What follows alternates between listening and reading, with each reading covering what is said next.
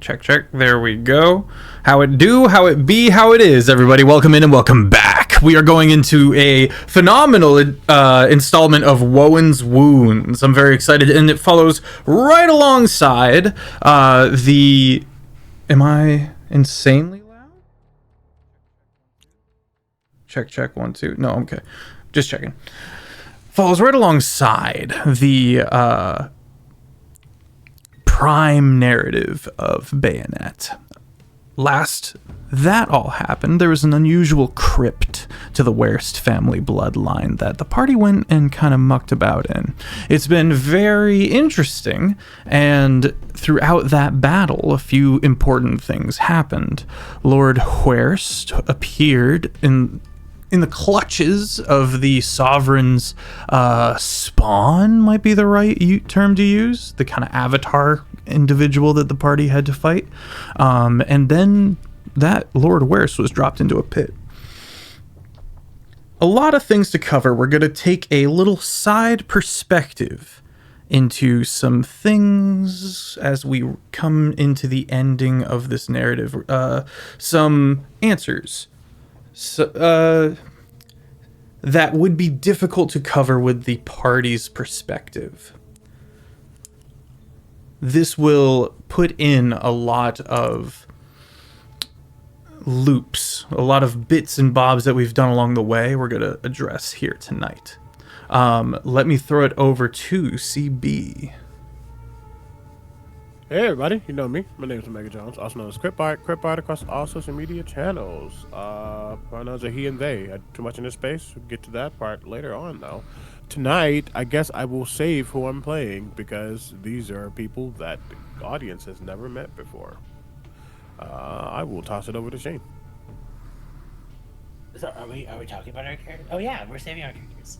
Yeah. Hi everyone, my name's Shane Whalley. It's lovely to meet you. In advance, I'm so sorry if I don't do any voices or things today. I'm in the last stages of recovering from a very terrible trio of attacks in my health.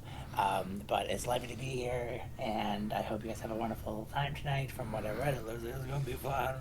And I hope you enjoy all of it. I will send you over to Andy. Oh, buddy. Oh, buddy. We love you. Hey everybody. Hope you're doing well. Happy 4 days past April Fool's Day. There's still time for me to get you, so be on your guard. But yeah, I'm coming back to... I almost said playing Fierce. I'm not playing Fierce. This is someone that you have not met, as is similar to everybody else here. I'm excited to show you everything that's going on. But yeah, I'm ValveMax 010 on other places. I'll tell you more about that later. But Fef. Yeah. So, a couple of things to get through first. If you are enjoying any of these narratives, of which there are four weekly streamed campaigns here on the Twitch, here on the show, you can get caught up over on the YouTube. We're in our 7th season, which means we've been doing this for a hot minute. So there's a lot of content over there if you're interested. And if you are further interested, you can join our Discord. We have a phenomenal community that's chaotic as it is wholesome. And we use the Discord for various visual aids as well as, say, bingo. CB is not here to say bingo, but bingo! Did my best. We do have a bingo tonight, but you are going to have to kind of shift the names around a little bit. This was a little bit of a last minute pivot, so we weren't able to get we've never really had like a Woen specific anthology bingo, but I appreciate you. I appreciate you being here. Thank you so much. I'm very excited to tell this story. We're in Woen, a demiplane that is famous for pulling people in. No one can leave. Very few things have the ability to actually maneuver out of this draw. In the center of this demiplane, where the two biomes kind of fold over and face each other, there's this little plane called the interim. The interim has no gravity. It floats ominously with bits and bobs and is 5 to 10 feet thick. Without any outside help, you would float, as the gravity from the two different land masses on either side of you equal out.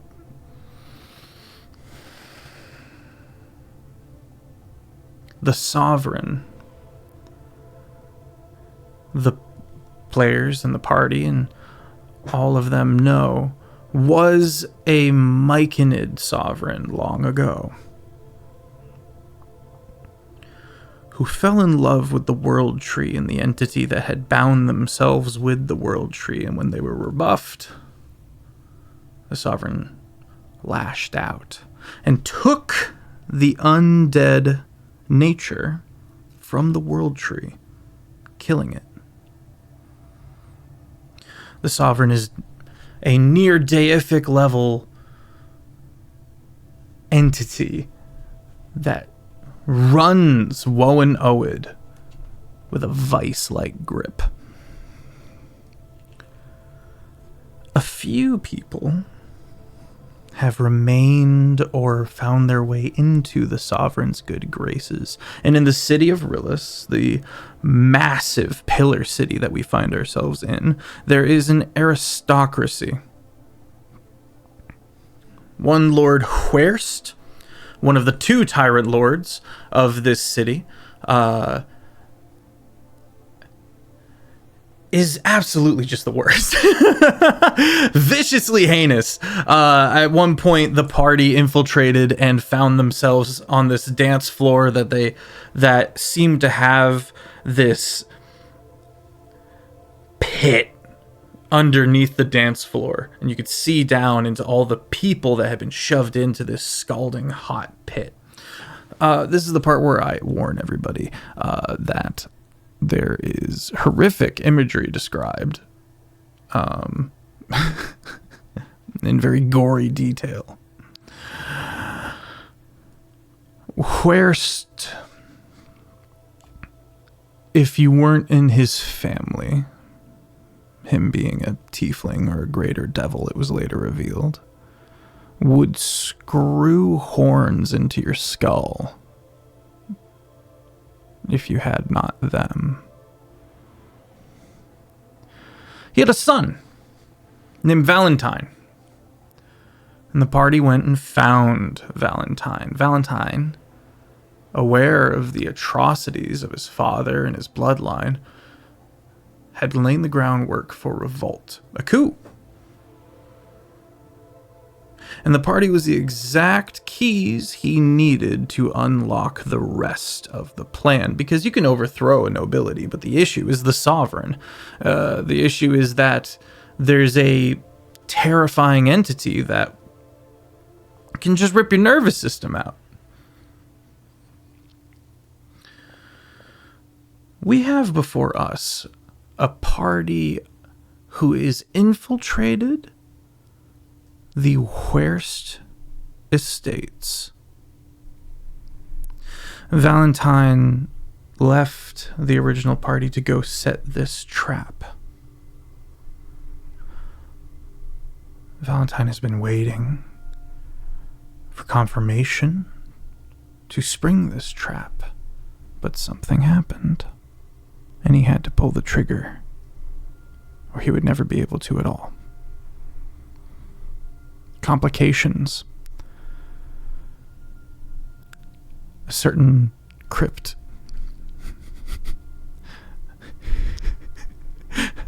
being pilfered, setting off a few alarms when certain entities, such as the new world tree that is growing out of that staff, suddenly becoming able to be acknowledged through magical means. The return of the Freaquins.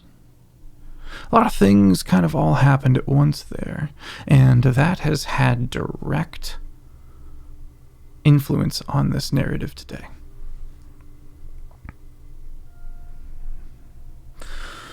Lord Uzak, The other tyrant lord of Rillis drifts within his estates in the interim, watching all of the masked sleeping people bound, being shuffled around. He watches as one begins to writhe.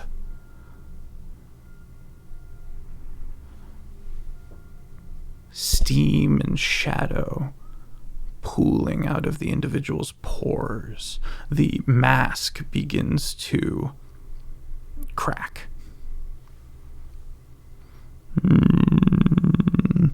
Tyrant Lord Uzak turns to one of his sycophants. This one is ready.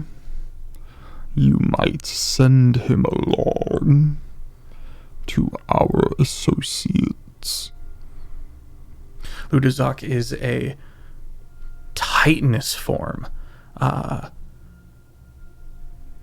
8 feet tall, plated, horned, hulking. There's this kind of stoop to him, and it doesn't detract from his austerity. Even as he is in this kind of floating space, there's an absolute weight to him. Sycophant kind of nods, looking down, gathering the now writhing, sleeping, bound individual and floating away to do as he bids. Uzak pauses before turning away, hearing an interruption. His sycophant is talking to another and directs them. The newcomer, a runner boy, kind of nervously turns and regards, and Uzak, not one of patience, reaches a hand out and pulls telekinetically the runner boy. I would have you speak. My lord, we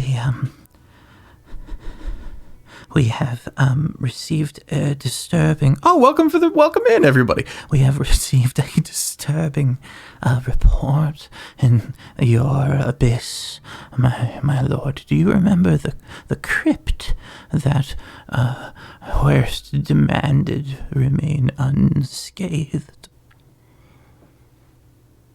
Yes. Well, my lord, it seems that Whaerst, Lord Whaerst, has fallen into the pit and is no more.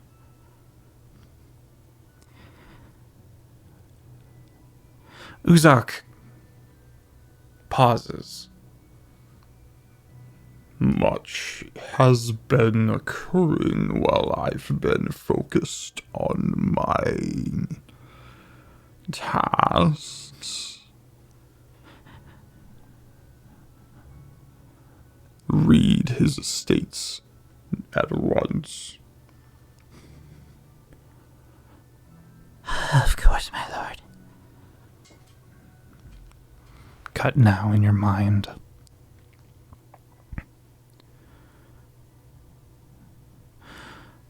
To Uzak reading a statement that there is a Kalishtar within Lord Whaerst's estates. This was the first sign. Uzak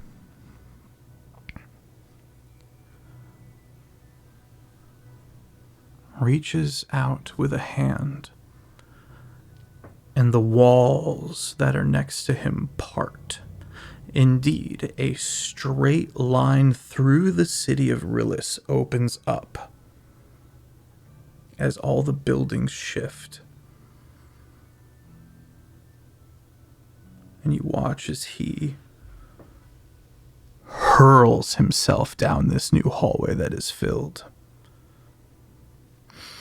The estates quickly arise, and there are fires and smoke.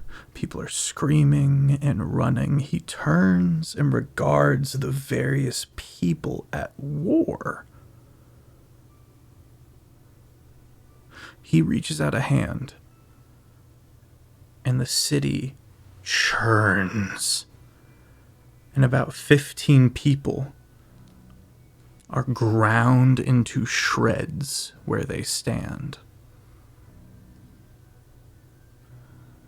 He parts the front door to the estates and flings himself into the dance hall, into the opening room. The music is still playing, but there is blood on the floor. He turns and receives a volley of musket fire.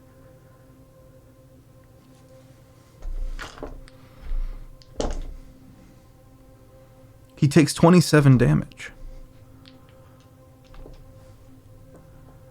And he turns, reaches out a hand to slay this group of people.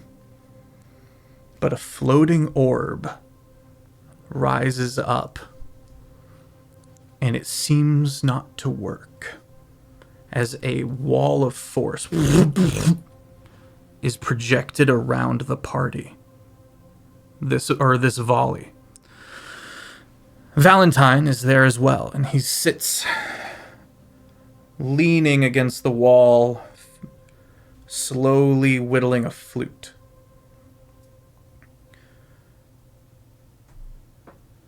He sends a message to himself before engaging directly with Tyrant Lord Uzak. Now let's go to the party. The three of you and a few others coming and going quickly in and out of this side room are in this. You're in the estates already. We have set up certain areas where we now have control of the estates, as directed by who is now referred to as General Valentine.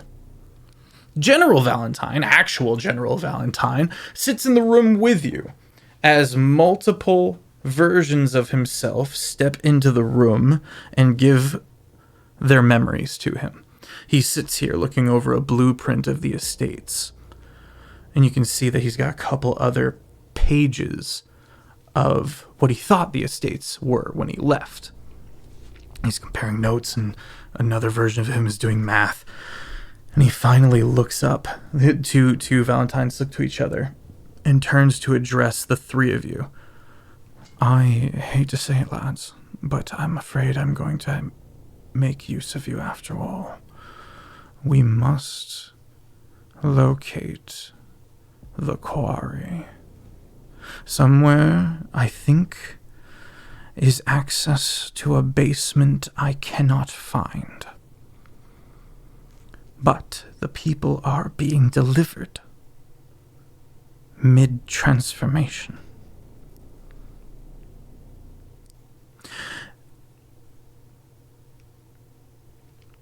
With the death of my father, whatever is in this basement we cannot find is going to get out. And I must now go deal with Uzak and give you all time. It is very possible we have the same goal as Uzak. I am going to give you time before he can get there. You must get there first. He shows you all of the work he has before you and all of the various studies, and I will have everyone make a investigation or a history check or an arcana check at the end of their character introductions. Let us start with Andy.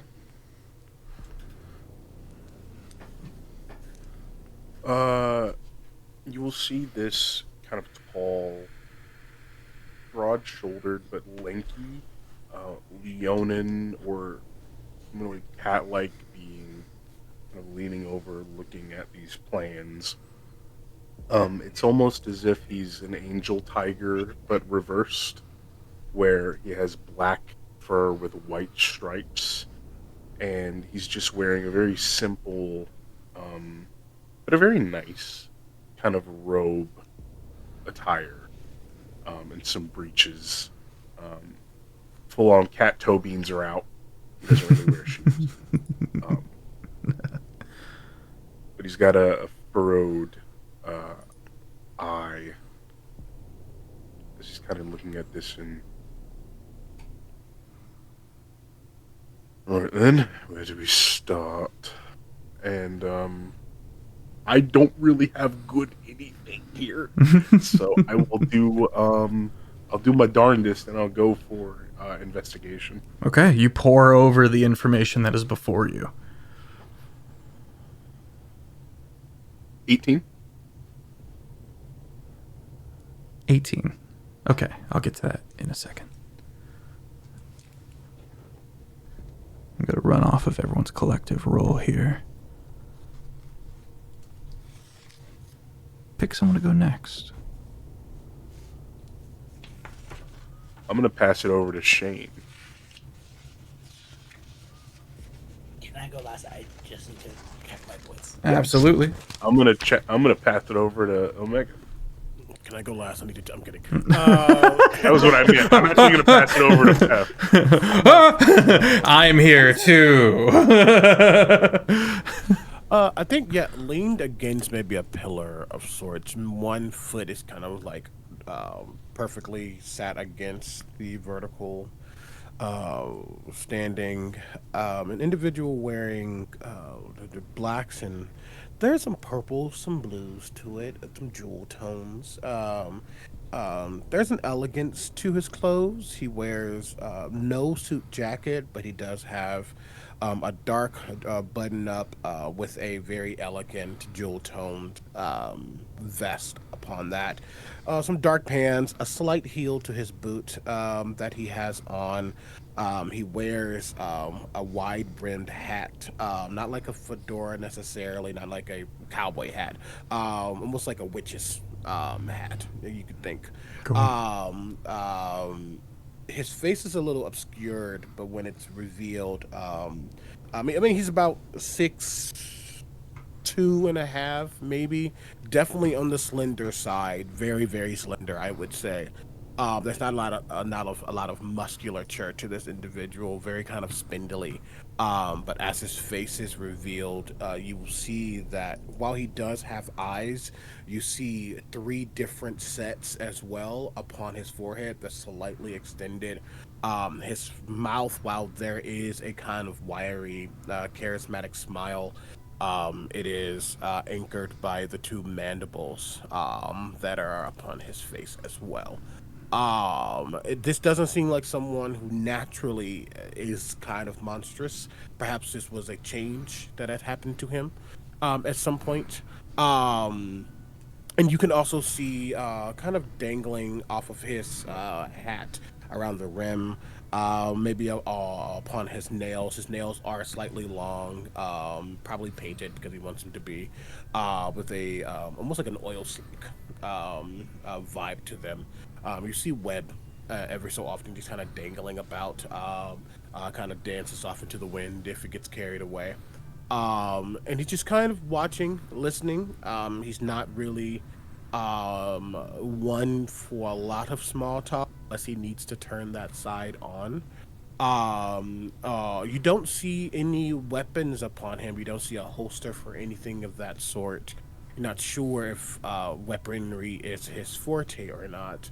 But they seem very much calm and collected, ready to do a task. This is someone who does tasks for a living, a little bit of a mercenary, but as of late, connected more towards an organization.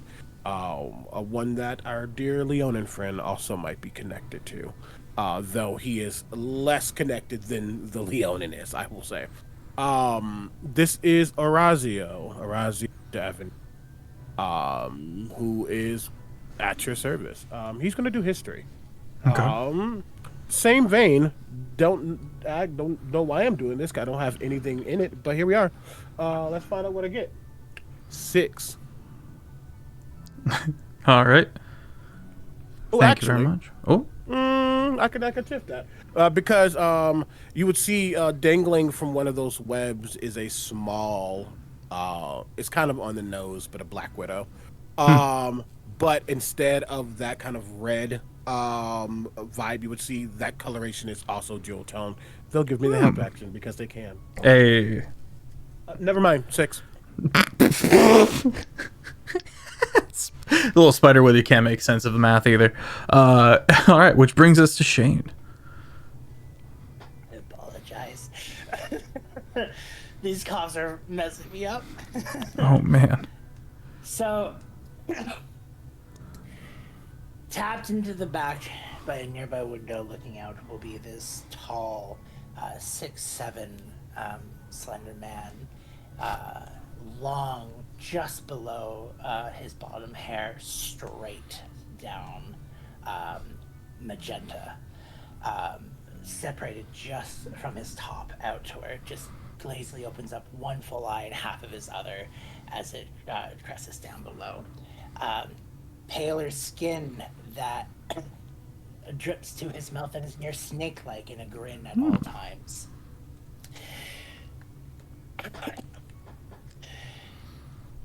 Playing just with his finger on the window as he's looking out, cautious. His hands in a nice golden leather that's attached up to his unical bracers that clasp each one up to his elbow.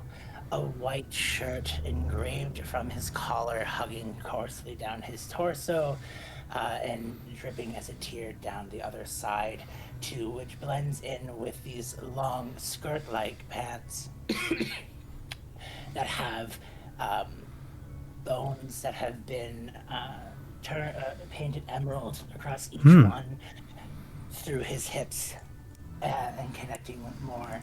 Down by his knees, if people look, they'll see there's these weird slits that almost look like closed eyes that trail all in sporadic parts around his body.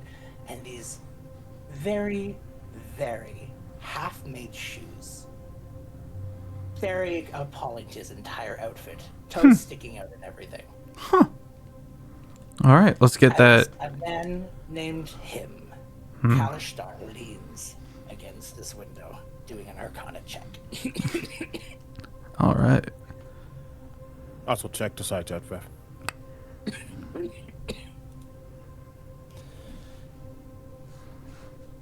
Sorry. You're good. 16. 16, very good. Okay. The way I see it, we've got two options. There's the study, which I don't know if he'd be willing to risk that much through traffic for.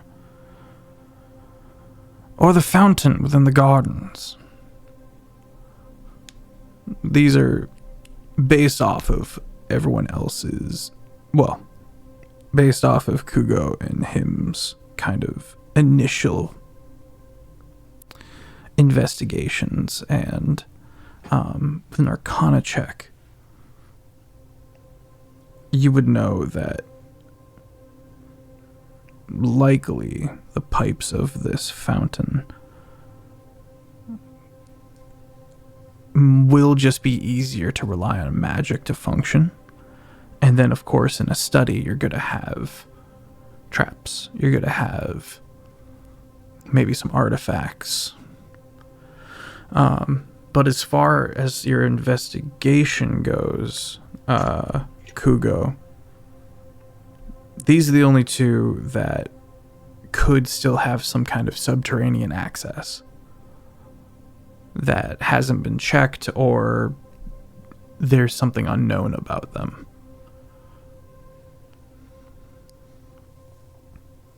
Well, as deranged as I believe your father could be, I wouldn't put it past him to put something of grave importance right underneath someone's feet, knowing that no one would be any wiser. But there's something to be said with the fountain. It's unassuming, it's seemingly unimportant, unless you know where to look. So, I would hazard a guess to start there. To the fountain, then.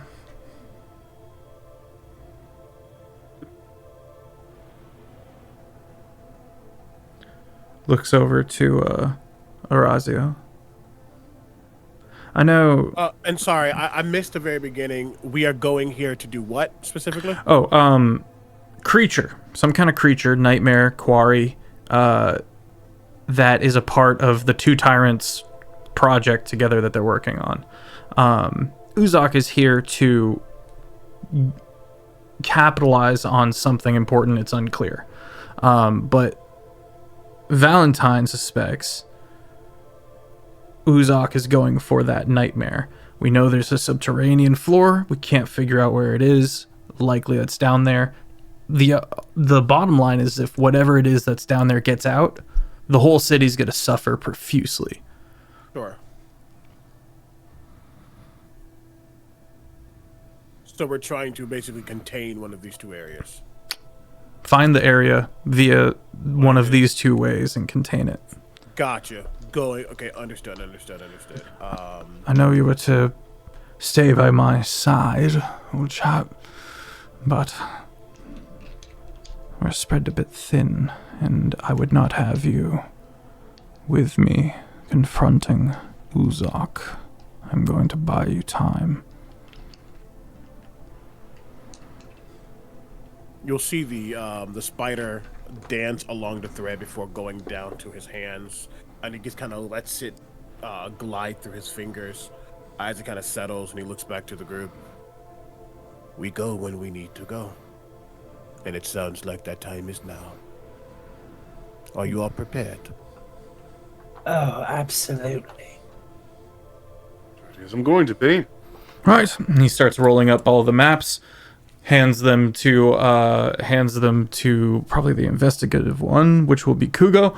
Hands them to Kugo, and goes, I have a +1. I don't think we have any int in this group right now. But he's gonna do the modifiers. Man. He's gonna do All the. Go ahead. All my int modifiers are 0. I am just a pretty face. I took the charisma angle, gang. In all of this chaos, he kind of like British stoic World War II style kind of like stands up and pulls out a pipe and goes for a round of handshakes with everybody, like, well done, we're going to change the world. Just kind of, we're going to fix all of it. Do that kind of gentleman head nods and stuffs his pipe and lights it up, and a bit of brandy is poured, surrounding by distant screams and gunshots going off, and this coup. All around you guys, there's this kind of moment of solidarity, I guess might be the term, and maybe a good last minute unspoken goodbyes of we might never see each other again, kind of fatalism, as he kind of nods.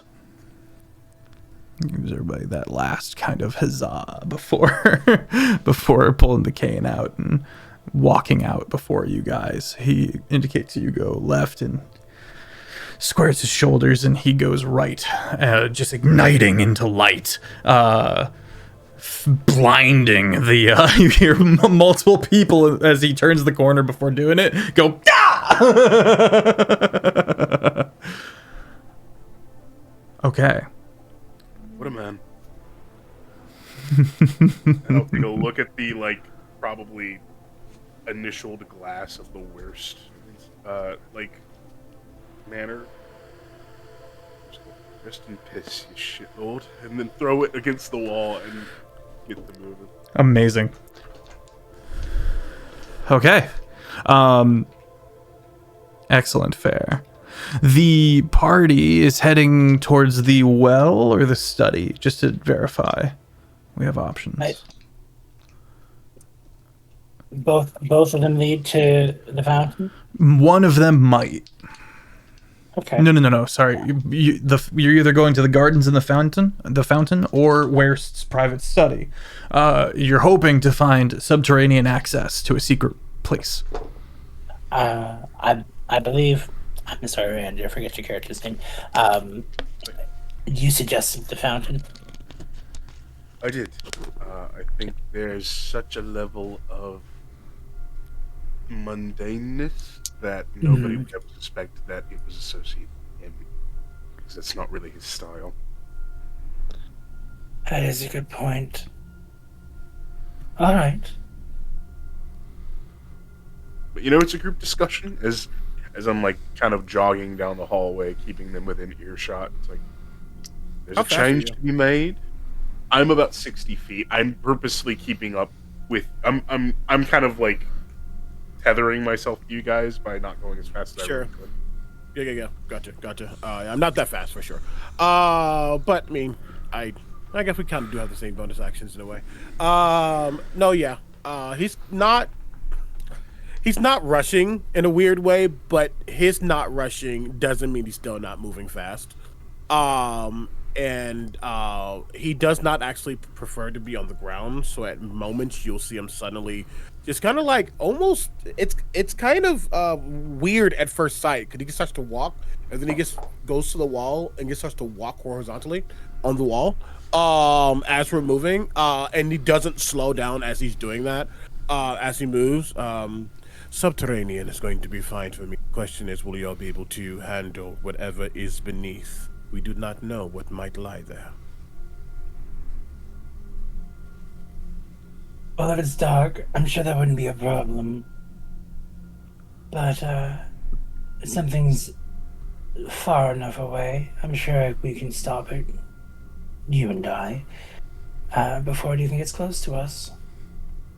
And if all else fails, I can keep it distracted. Well, you set up far enough away. Yes. I'm so sorry, Andy. You got to either pull your mic closer or something. You are. I'm sorry. I'm sorry. You're good, buddy. I want to enjoy it, but like it's getting bad. There we go. Oh, you're right. Okay. At the very least, I can make sure that I get in its face and give you time to set up far enough away, so you have a very decent shot. It's not always a creature we need to worry about. If we are dealing with going into someone else's domain, traps, all the works will be in play. Oh. Because I'm light of paw. Sure you are. If there's a trap, I should be able to maintain that. There's no problem there. Well, at least I'll do my best. Some people are very much smarter than I am. Not in sight. Not in on the table. Your Honor. We got people for that. They're telling us what to do. Scampering.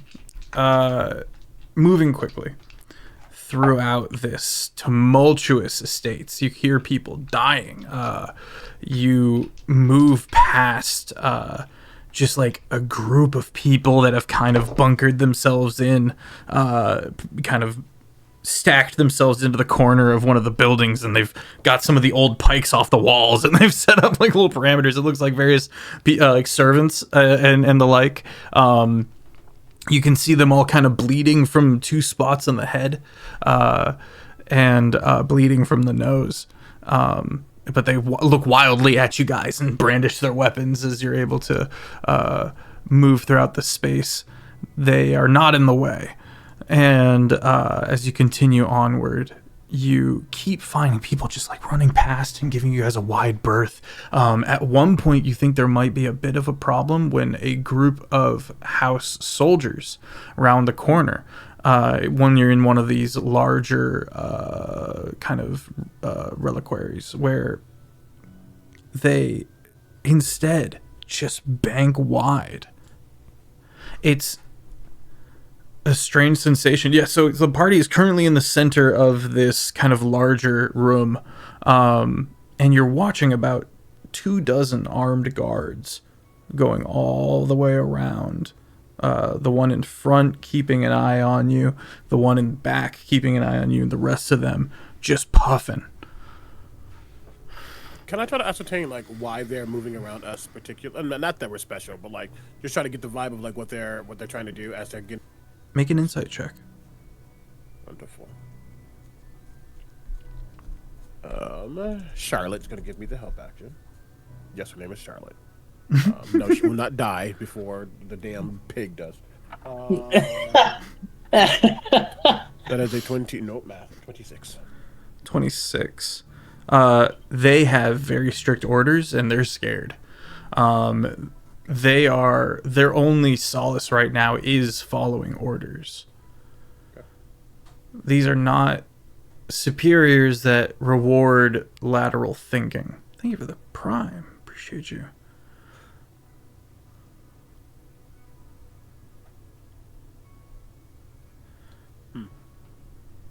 They should not be a problem for us. They should not get in our way. We continue forward.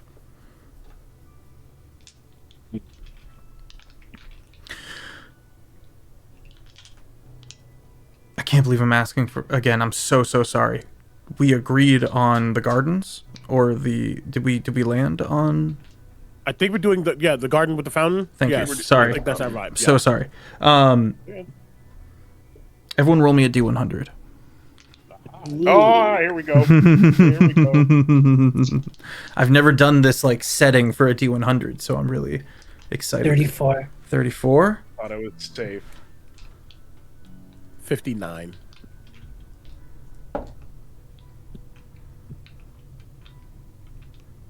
$72. Okay.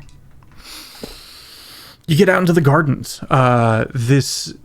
Well, okay, let me back up a little bit. You start heading up some stairs. And as you do, the stairs kind of end before they get to the actual top of the hallway. And it just kind of turns into this kind of slant. And you don't even miss a beat because you're from here. And you just kind of keep running up the stairs and then you float up into the interim. Weightlessly, you guys continue onward, being able to move at speed down these hallways. I'd like to think that Orazio D'Avenir, you still just continue being suctioned to the wall that you're running along and running up. At some point, you realize I'm on the ceiling. So you guys are floating around, and he's just like, whoop, and he keeps going. Showing off. Okay. So the weird thing is, like, he's not showing off. How evident is Orazio's spiderness? It's in his face. Yeah, it's in the face. All in his face. Okay. Humanoid type aspect of it. He's still like everything else is like a guy. Yeah. Maybe someone who was half elven at some point. You just don't know. The ears are pointed. But yeah, that monstrosity upon his face is pretty clear. Love it. The gardens are staggering. And plants grow weird when they don't have to follow gravity. And this is a prime example of that. For a 10-foot thick expanse that you guys are in, these blooms, it's almost like a garden of fireworks, you begin having to navigate through, and they're sculpted and they're just staggering.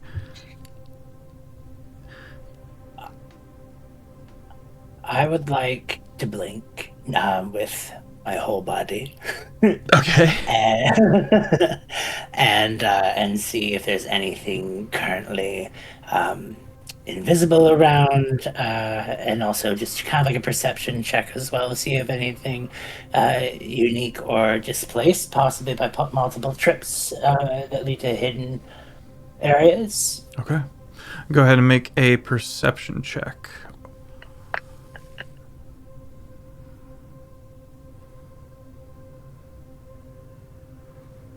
30. 30. Okay. There and you now perceive through walls for 60 feet, if I remember correctly. No, that's only if I'm pulling on to the bow. Thank you. I'm just able to see anything invisible and stuff like that. Okay, and you have dark sight for 120 feet, or is that not? Okay. Invisible and dark vision, 120 feet. Excellent, fair. Invisible plants. You weren't ready for invisible plants. These coiling, what's the term I'm looking for? What's the little wind devil that in the westerns? Tumbleweeds. These kind of barbed tumbleweeds are slowly expanding in your vision. You note that where you came through behind you is already starting to cover over, and unless you want to get caught up in this stuff, you guys actually need to get schmovin'. I'm gonna have you react to this first, and then I'll probably... So, people who would just see him, just multiple uncountable eyes just and then close. Okay. And all over his body. And The it's inverse of a blink. All right, let's just look around. He's like, seems we must be moving. Behind us is trying to close in. And then he's going to point out to where all the tumbleweeds are and avoid these areas, as these seem to be expanding plants. Okay. Everybody needs to dash. Everyone needs to move quickly, because this is not a big open garden. This is a plain of a garden. And so whilst trying to find the well, trying to find the fountain, we need to schmoove. I'm going to ask everybody to make an athletics or an acrobatics check.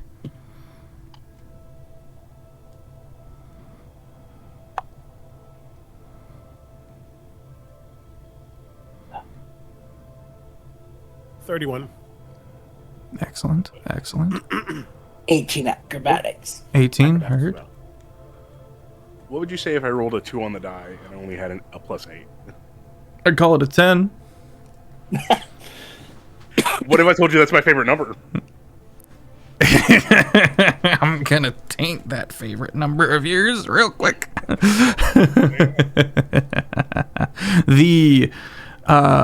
You guys get all the way through this place, maneuvering as quick as you can, left, right, and him spots it first. This beautiful floating fount of various intricate currents, like within this ball of water, and they all flow in this kind of pattern. The bits of not quite glitter, not quite oil, not quite dye, flow within the water to emphasize the swirling image that appears because of the currents. It's this phenomenal visual, but you don't see a source point for the fountain, as it is likely this source point would be in the center. And you're just processing how to pursue that point when Kugo, a quick and sudden pain in your heel quickly turns into a horrific pain as the bone of your heel is scraped up and starting to be sanded down.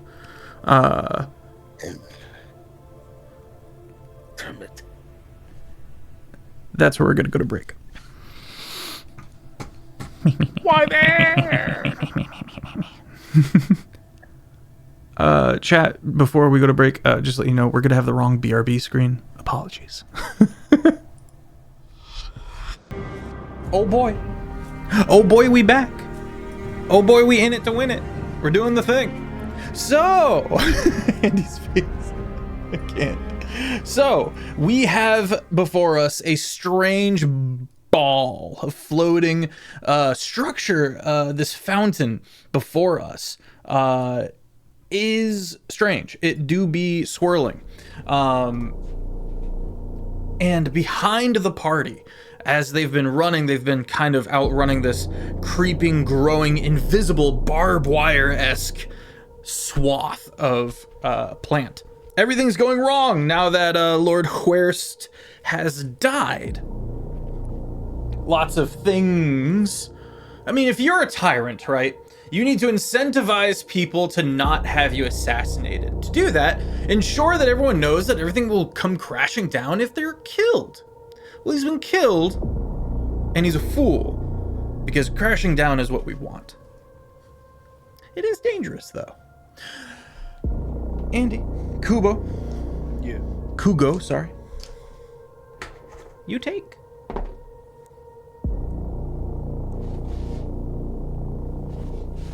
12 damage. And you are immobile. You are restrained. You look down, you still can't see the plant, but you watch as up to your calf just punctures appear. You're already looking at this shredded, dangling thing that is your heel.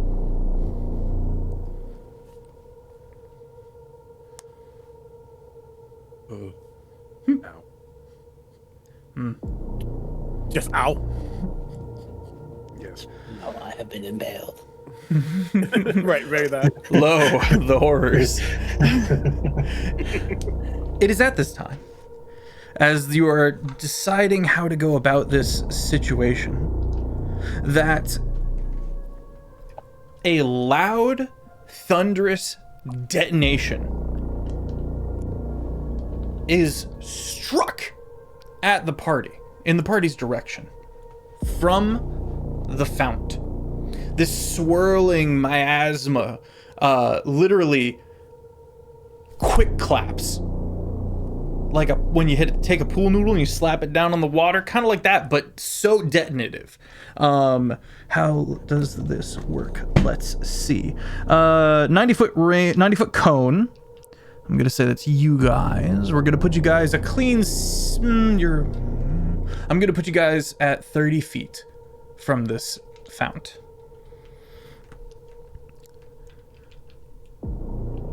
I need the party to make DC 18 con saves. Is this a magical effect or a spell? This is concussive. I would say not a magical effect. This is thunder damage. I probably fail with a 5. Okay. 17 is a fail. No. 17 fail. What would you say to 16? 16, I'd say it was a fail.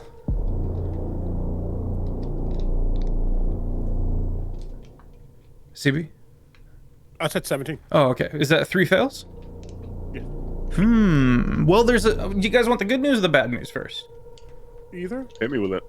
And join it to his one answer. So just go every other word. Okay, so I'm gonna roll this damage out. No, I'm gonna roll this damage out for you, but I'm also gonna tell you the bright side of things. The plant, the invisible swath that is encroaching towards the party, is buffeted. Now that would be that would be great news if the concussive blasts were to continue, which would not be great news for everyone's ears. Everyone is deafened, as everyone has failed.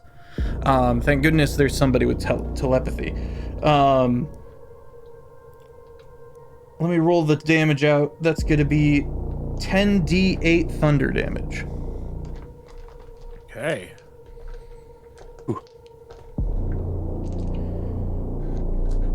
Fear the 20 mark. We haven't even rolled to know what a 20 mark is yet. That said, let's roll initiative. Okay.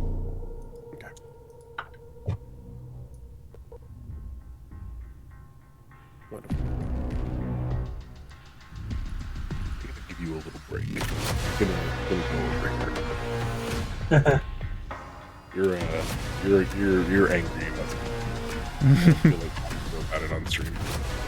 Because him getting stopped, immobilized, The then dice. concussive happened, would I be able to summon my weapon? Yes.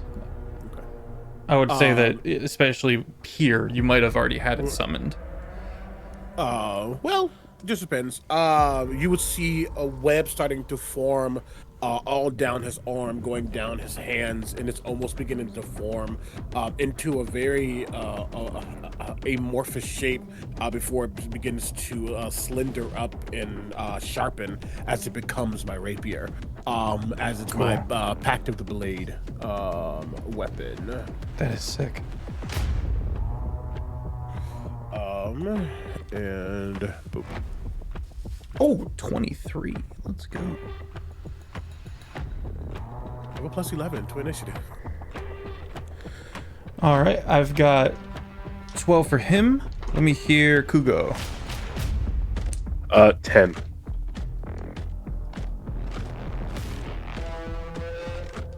Okay. I'm not doing great. Alrighty.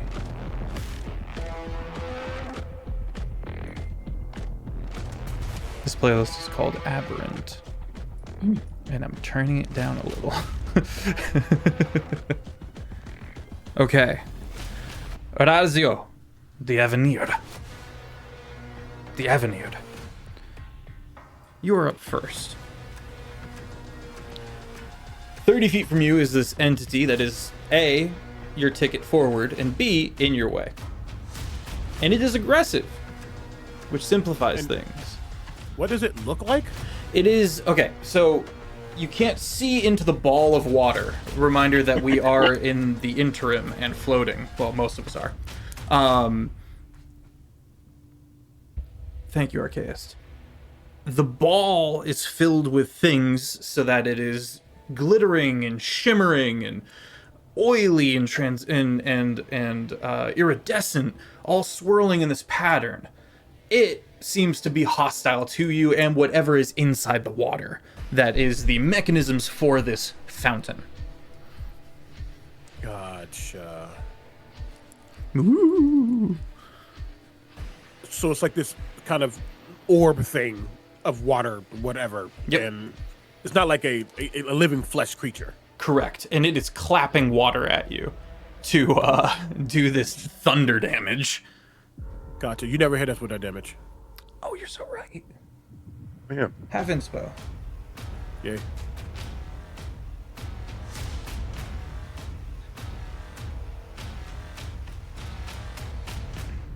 $20 even. Thunder damage. Okay. And is May I use a reaction to redirect that energy? Yes. I'm gonna do that.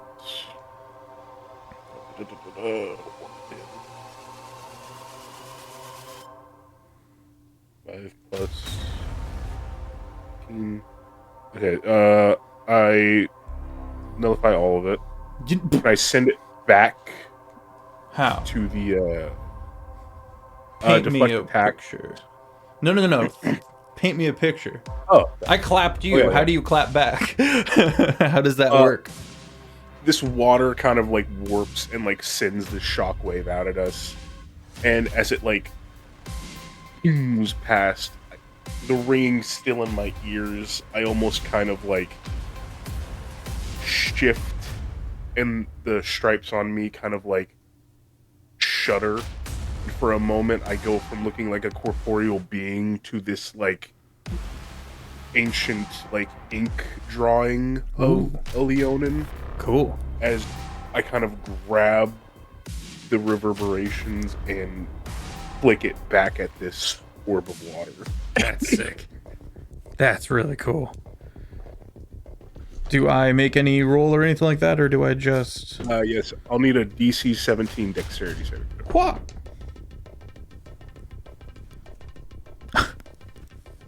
17 minus 3. You've stumbled onto something. It don't move. You don't say. You see that water kind of part from the impact, a little messily, but still in this kind of very specific incision. I'll allow everyone to make a perception check. Ooh. Okay, thank you. That'll be 17 points of thunder damage back to it. How many? 17. Damn. I have reliable talent, so 16. 16. 26. 26, very good. Perception. Am I good at that with this character? Am I Hang on, I'm smart? I'm sorry, Okay, you guys definitely need to go see the Hail Mary movie. It's so good. Oh, dude, it We were looks talking amazing. with thunder, you said, right? Yar. Yeah. 26 perception. Okay. There is a creature in here. It is this coiling rock elemental, surprisingly.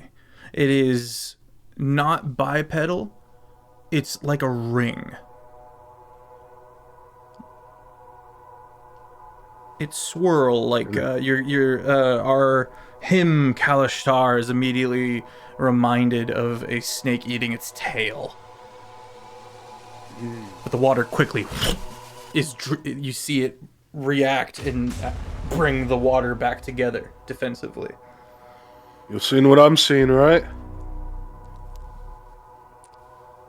You will see as Orazio's turn starts, kind of using that energy as excuse me, as that concussive blast is shot back. My web almost instinctively wraps around that blast and starts to yank me forward. And I start to move towards this creature, towards this entity. And as I do, I'm going to click my heel and activate my Boots of Haste. Ooh. Zoom in. Yeah. And as I get close, I begin to pull back with that rapier, aiming for when I saw that water separate and reveal that rock facade. I'm trying to aim exactly where that water kind of coalesced back to try to strike directly at it.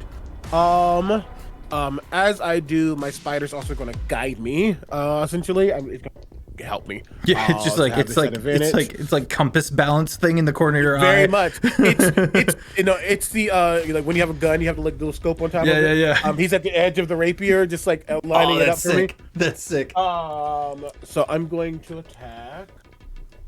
Let's use you and let's use you. 19 on the die, not a crit. Fortunately, it is a 31. 31 hits. So sorry. This is a vengeful blade as well. As I pull back, again, you see those webs starting to coalesce, but then some of those webs become rotten and like detritus as I stab into this creature. So with the 31 hitting, we're gonna first start here. We're gonna start. Let's just start normal before I start doing that. Well, that's max. That's going to be 15 points of piercing damage. 15 points piercing? Yep, magical piercing. Oh, wait. You can get hit on. I just realized. I have the Ouroboros rapier. Whenever I roll an 8 on that damage die, I automatically deal an additional 1d8 poison. You're clipping a little bit in and out. I don't know why. Jesus. Whenever I roll an 8 on my damage, the target takes an additional poison damage with this weapon. But because I got the advantage, I'm going to roll not 66 damage. I'm going to roll 68 poison damage. As I'm an arachnoid stalker.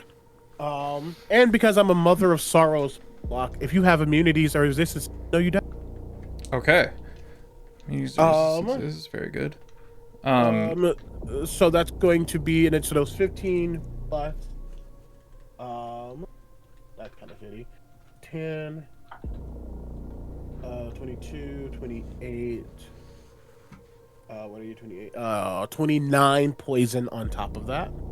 Plus 9 poison. Okay. plus an additional. That's kind of shitty too. 7 points of damage. Of necrotic? Yes. Okay. And if they make, and as I hit, that web suddenly wraps around, probably dancing through the water a bit. If they make an attack roll or cast a spell, I don't know if they will take an additional 3d8 necrotic damage. And as I stab, I have a hasted action, technically. But I think in this moment, I want to do specifically. I'll get 10 minutes. Make it easier. Because I'm vexing and I've dealt damage to him, I now have advantage on this creature basically for the rest of combat. Yikes.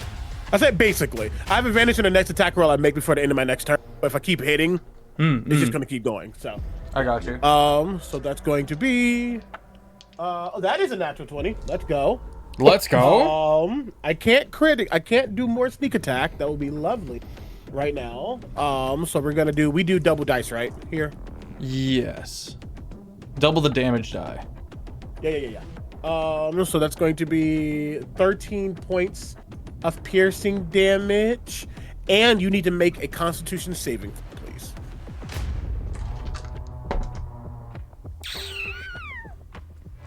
Nine plus 5, 14. You needed a 15. You're gonna take 3d6 poison damage, and if it can be poisoned condition-wise, it is for 1 minute. Unfortunately, this is a construct. Well, an elemental of a fair. kind, so it cannot. It can take poison damage, but it cannot be poisoned.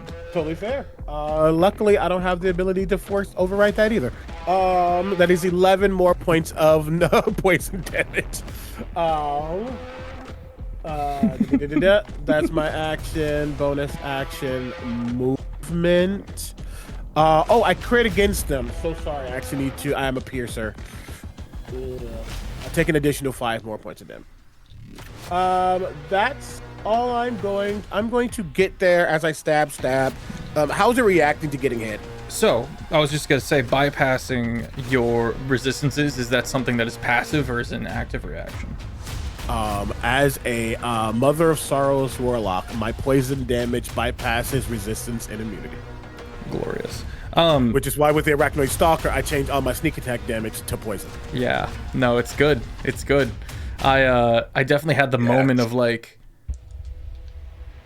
it doesn't matter. We're taking this poison. We're taking this poison damage. Oh my god. Okay. Yeah. So you, in reaction, you do see it recoiling, but you also notice that the currents recoil as well. This fount, including the water, is the entity. This is a complex creature of a kind. Is it your turn? I'm not the type to just stand exactly where I am. You said the ceiling's like 12 feet. 12 feet. 12 feet. That's all I'm gonna do. The last 2 feet are when gravity just starts to pick up, but not like quickly. Sure. Yeah. So I'm not gonna worry about moving right now. I'm just gonna get like on the side of it, so it's not just a line down to the people. So I'm so glad you did that because we get to the 20 mark after your turn. I don't trust. No. Is your turn done? Yes. Okay. Then I'm going to pick between you or the 2, and it's going to the 2. I need Kugo and him to make DC 18 con saves as the clap happens in a 90-foot cone towards you guys. I should have said this earlier. I'm pretty sure you're at disadvantage, Kugo, because you are restrained. Oh, That's it's con. 20. It is con and thunder. I'll say not disadvantage because it's con and thunder. That doesn't really come into movement. Can't outmove wobbly air. I got a nat 20. Nat 20, very good. You're gonna take half, I assume. Yay, I hope. And you got, what'd you get, Andy? 25. 25. All right, so neither of you guys failed. And for anyone who, Orazio, you can go ahead at the end of your turn, make the DC 18 to see if your hearing comes back.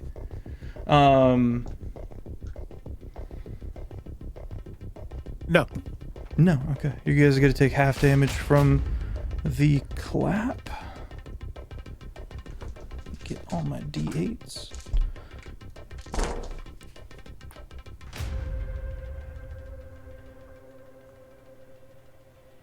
Uh, 23, 5, 28 thunder damage halved.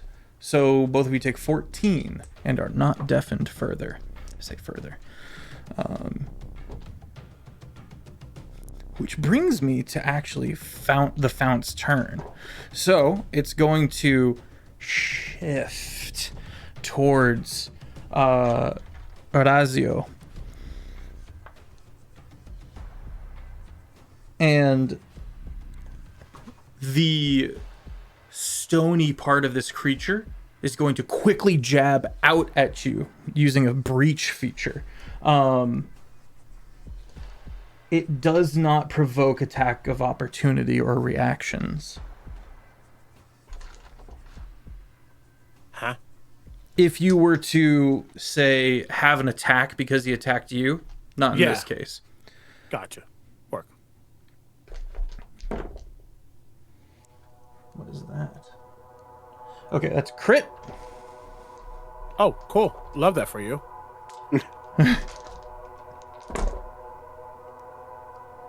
Wow, that's a lot of ones. That's 3 out of 4 of these dice are ones.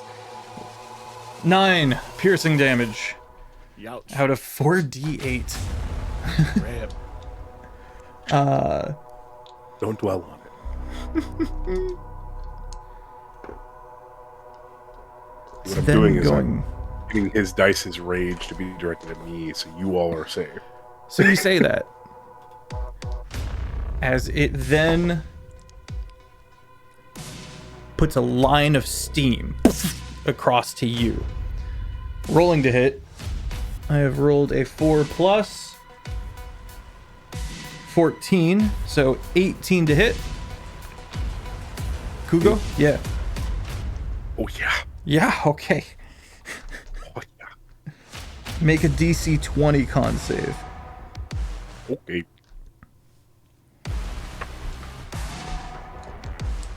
Oh, no. For some reason, we're doing really bad tonight. That is a 13. But my plan's working. 17 fire damage.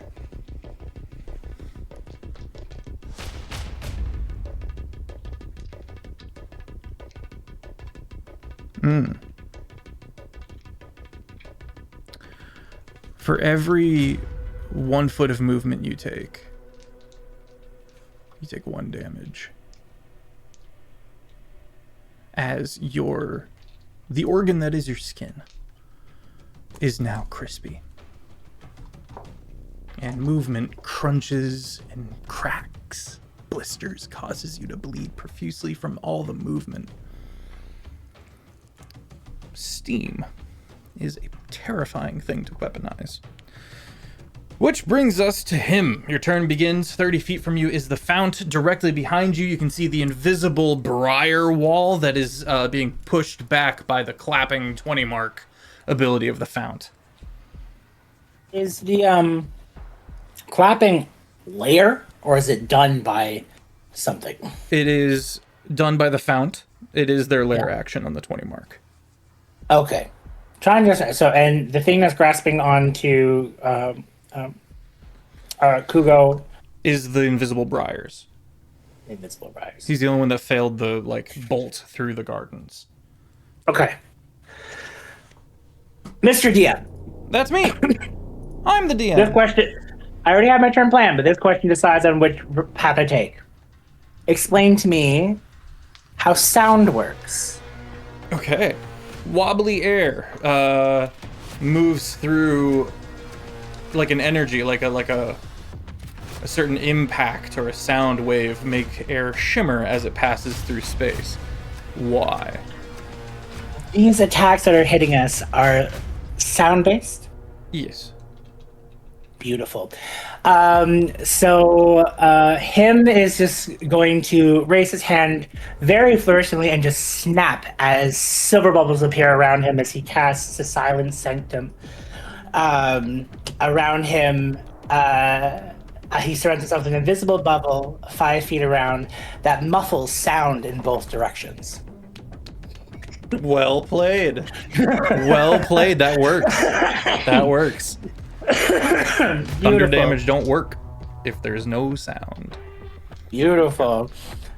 This also does portrain, so if someone's trying to do a spell such as the command or things that I need to hear from them, I have advantage on that. Interesting. Yeah. Him will lean back.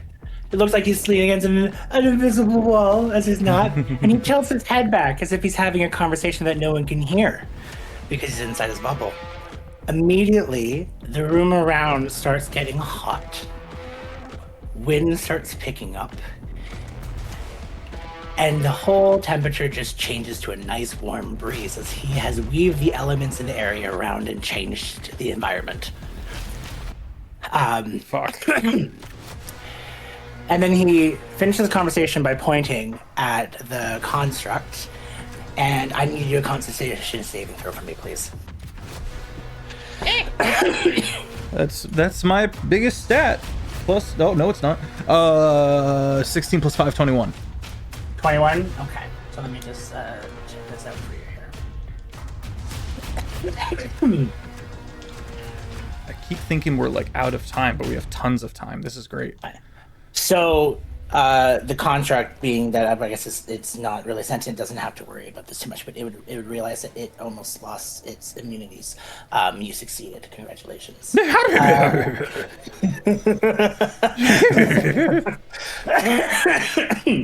I'm going to immunity to cold damage. Not my immunity to cold damage. Oh no! I just had to make sure that I knew that. Okay. No, it's from good. There, is there any other creature that is invisible around that I can get out of the direction of the cone? Oh, it made an attack. That you were not able to make a reaction to, because I'm aware. Okay. I don't gotta make nothing when you're under my vengeful blade.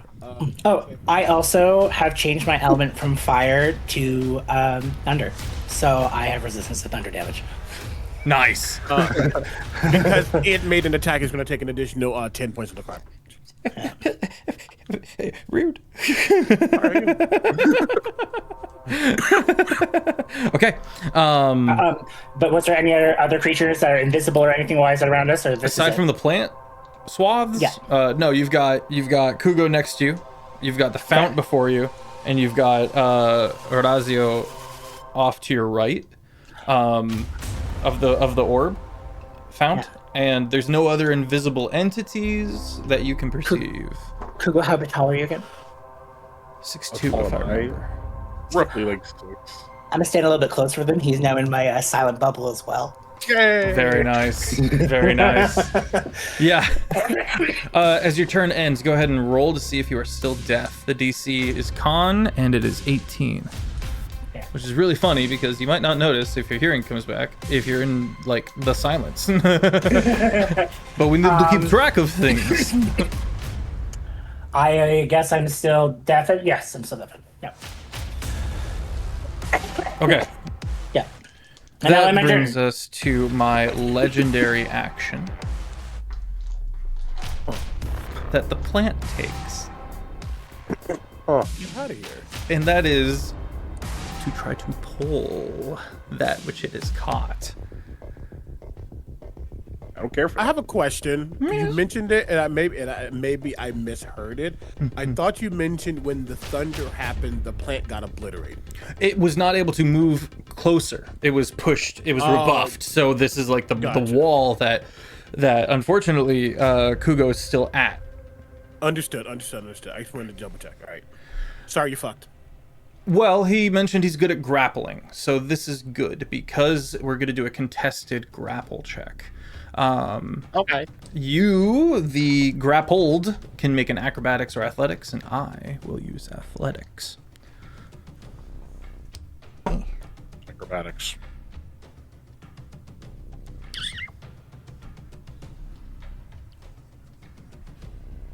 $23?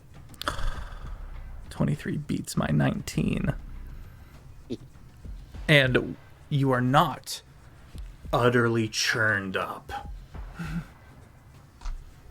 Thank you for that. You Am I are still caught stuck by the there. ankle? Yes.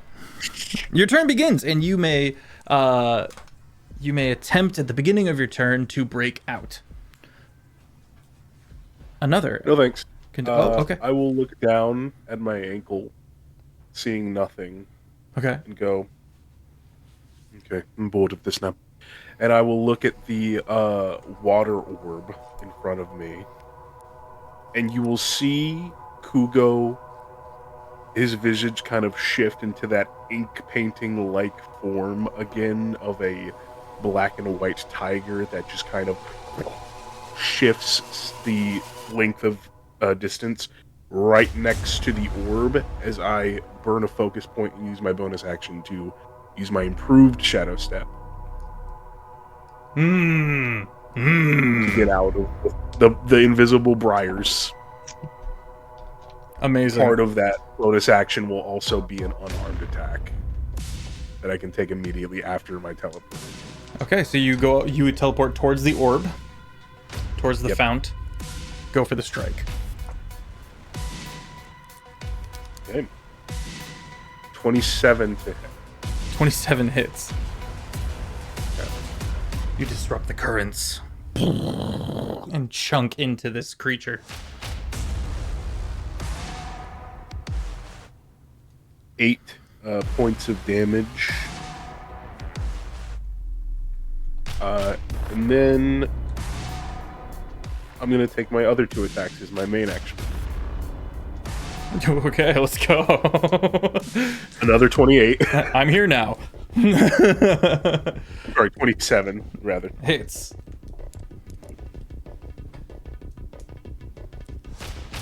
It is 11 points of magical bludgeoning damage. All right.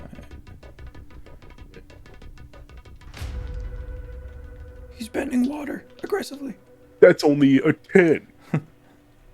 10 does not hit, unfortunately. And that one, while you still strike into the water, it doesn't seem to have any effect, whereas the other 2 seem to disrupt things, and it recoils in pain. Is it your turn? My ankle again and wince. I'm like, ugh. Yeah, fair enough. Is it your turn?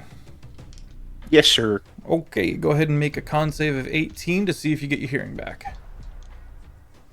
I'm really good at these. Yay! Let's go. Like 12. Oh. No hearing for you. No.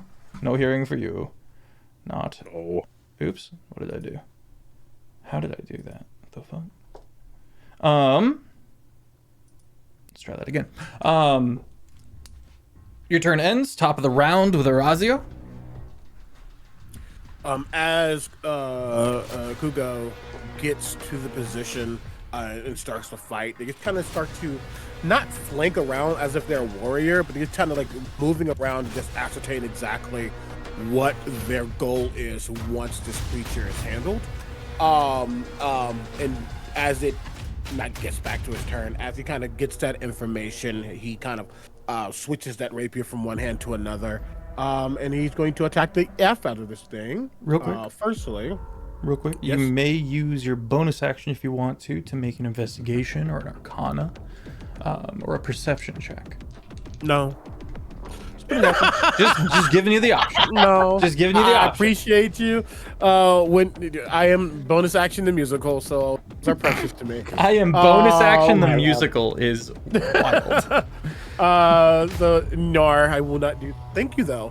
I'm going to attack. The first attack, normal attack. It's going to be an 18 to hit.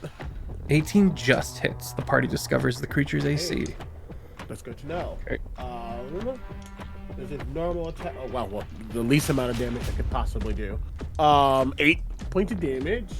And then I pull back and hit again with my hasted. Oh my god.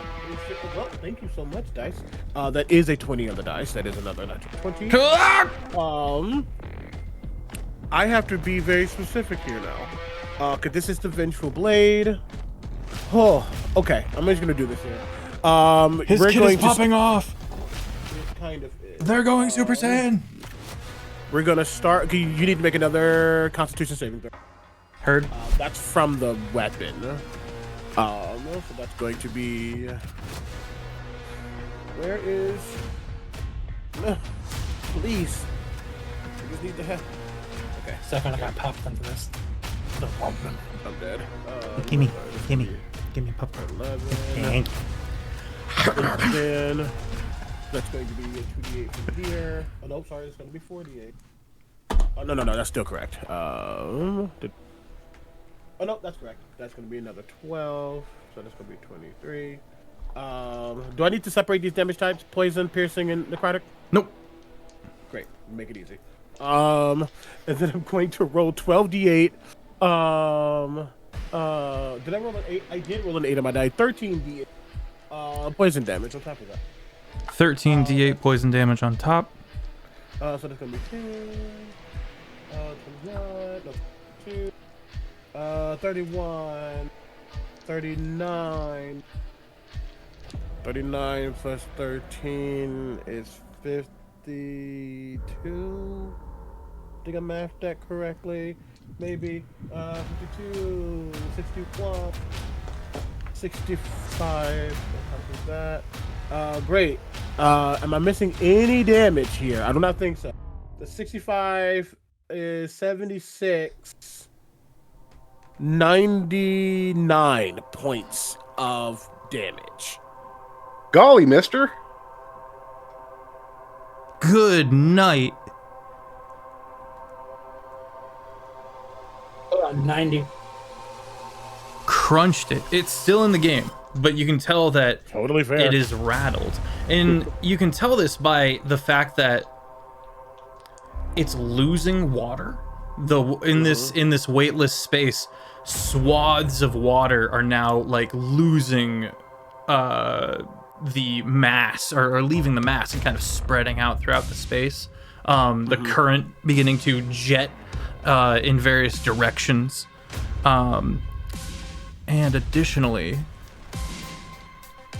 you can now sense the water coming from within the center of the stony ring of this creature, which means it is almost like a living portal. He's gonna look at seeing that and getting attention. Gonna look at Kugo. He's still deafened, so he can't say or hear shit. Really.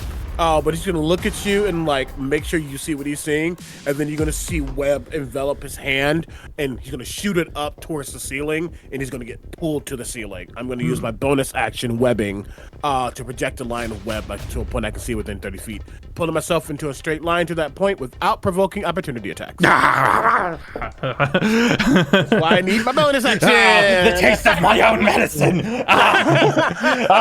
It's distasteful.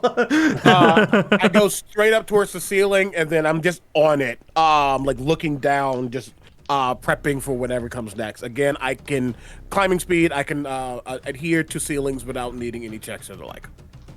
That's my entire turn. Whip. Yep. Okay. Boy. That's the 20 mark. I'm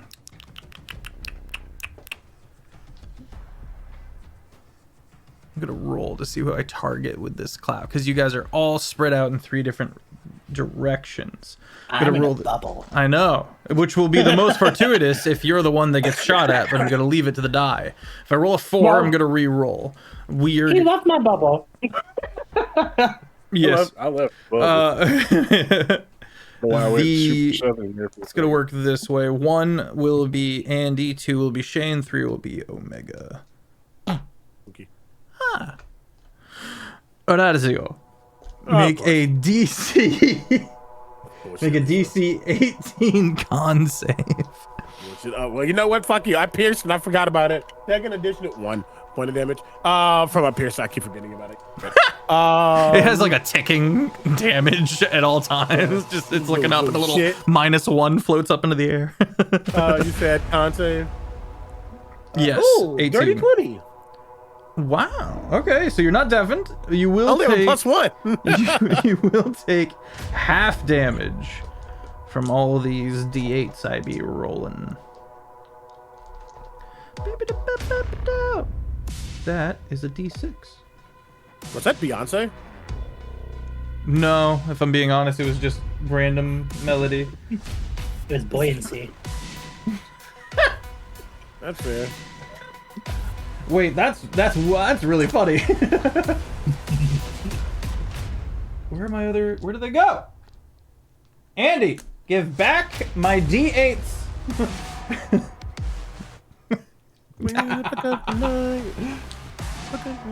Am I blind? Oh, I am blind. They're right in front of me. I knew they were in here somewhere. I was like, how? The world's on fire. No. Let's do,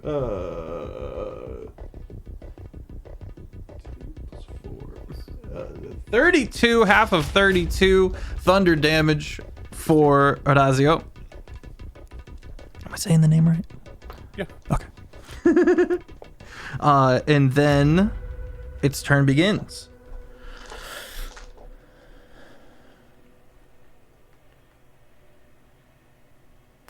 Options.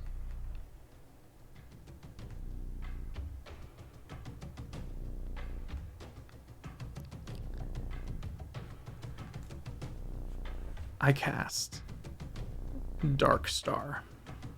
You're a cunt. Sorry. I don't even know what this is. I do. fun. That's Have fun. real bad. That's real bad. Hold on, Him. let's hang on. Let's wait. Oh my god! Oh, okay. That's real bad. I'm surprised you know this spell. It's not often seen outside of some of My the character Longshot on Thursdays campaigns. can shoot a bullet that casts Darkstar. That's terrifying. To be fair, he was also siphoned and lived in the Astral Dead Knot. It's a long story. This spell creates a sphere centered on a point you choose within range. My range is 150 feet. Looking at you, him. For the duration, the spell's area is difficult terrain. Actually, you remember this spell, Shane. I do. You remember this spell from Terraform. I do. You cast this spell, didn't you? No, you cast a spell and I used it as a wonderful opportunity to do more damage. That's right. Crushing gravitational force. Con save. Okay, you need a con save of 18. Him. Or it's gonna be really, really bad. Yeah, that's real bad. That's bad news bears. No shame. Don't die. Dirty 20. I'm concerned now.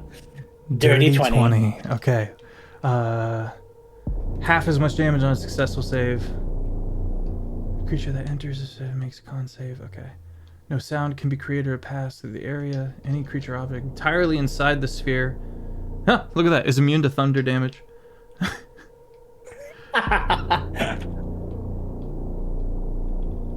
Okay, so immense gravitational magic is around you, and it's forming, and you feel all your bones kind of compress into each other. All your cartilage is a bit your cartilage ages like 5 years. That's messed up. Yay. You're gonna take half of the damage, but you on your turn still would be able to interact and move about as if it was just difficult terrain. So it's half? I'm about to give you that damage, yeah. I mean, terrain is half my movement speed, right?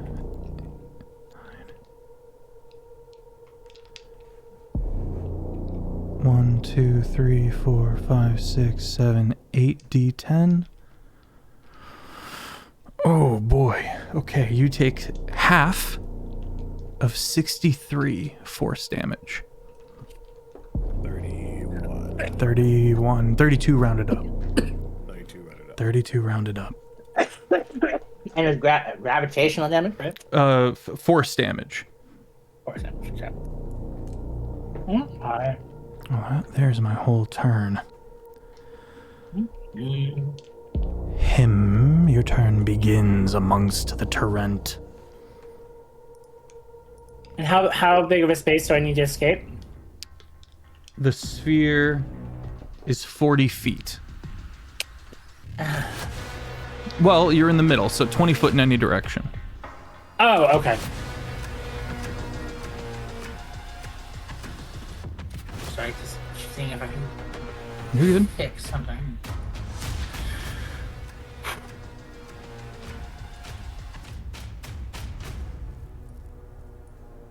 Arceus, how's the audio levels of the music? I'm turning it down just a smidge for this part. Opposite of a trip to the chiropractor? Yeah, the opposite of a trip to the chiropractor. It's like you really quickly dove too deep into the ocean and came back real fast. Right. So, him's gonna realize that he's stuck and gonna like try and pull his feet. It's like, and he's just gonna like, groan as if it's the biggest inconvenience.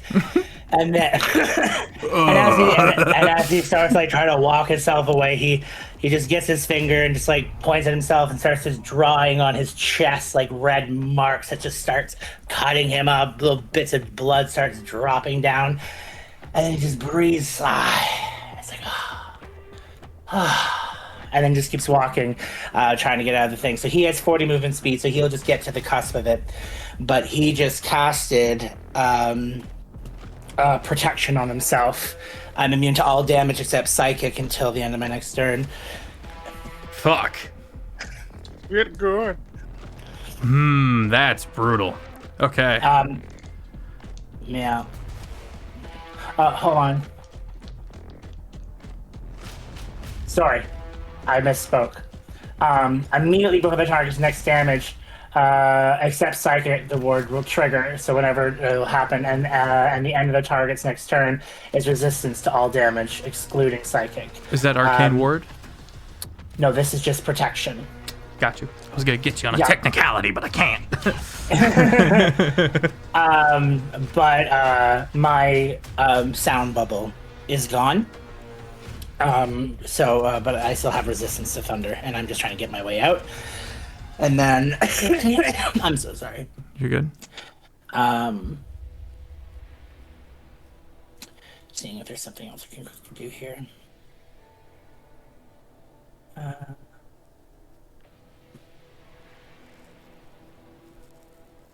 And I'm not gonna bother trying to roll to stop being. Actually, yeah, There's no reason not to. There's no reason not to. I just thought I could just cure it immediately, but if it happens again, might as well, right? Well, I'm still deafened. It's fun. And I'm going to just keep trying to walk my way out of the gravitational way, away from the plants, and so to get out. So. Okay, yeah. That I was gonna fill that silent area of yours with plants It because moves they with wouldn't. me.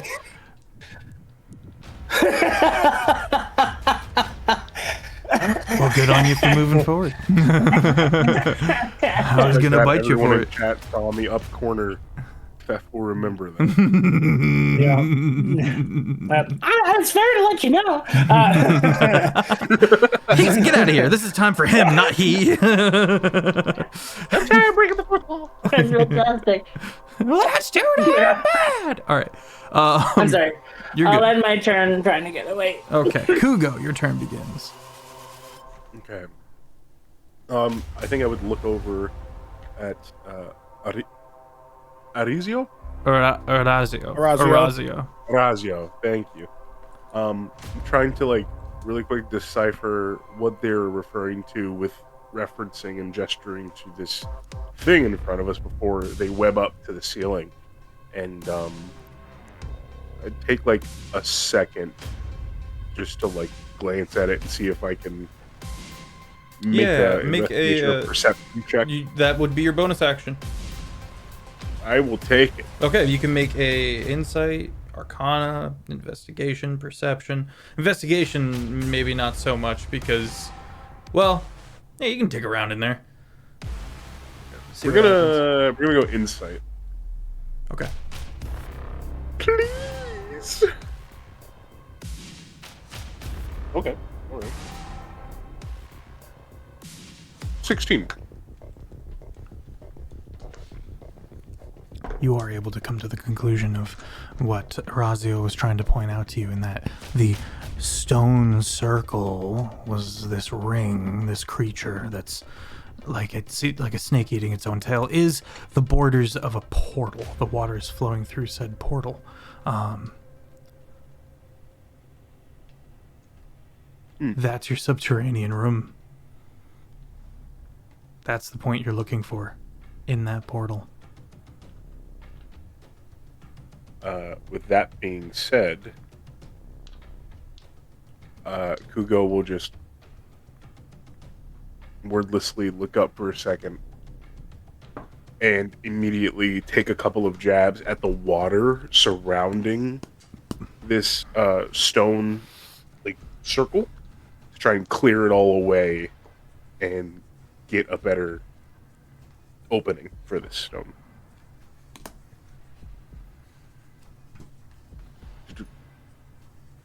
25 to hit. 25 hits. Goodness gracious. Pretty good with these rolls. I'm gonna go ahead and roll for the second attack there. 24 to hit. 24 hits. Good job. Okay. That's gonna be altogether 14 points of damage. 14 points of damage. What kind of damage? Just magical bludgeoning. Heard. Yeah, you beat the water away, exposing this creature. And while the You know what? ring... Go You know ahead. what? Just for it, just to try and see if this will float. I will. Where's it at? Sorry. I will expend a focus point to attempt a stunning strike. So can I get a DC 17 con save from DC this 17 orb of water? con save. Absolutely.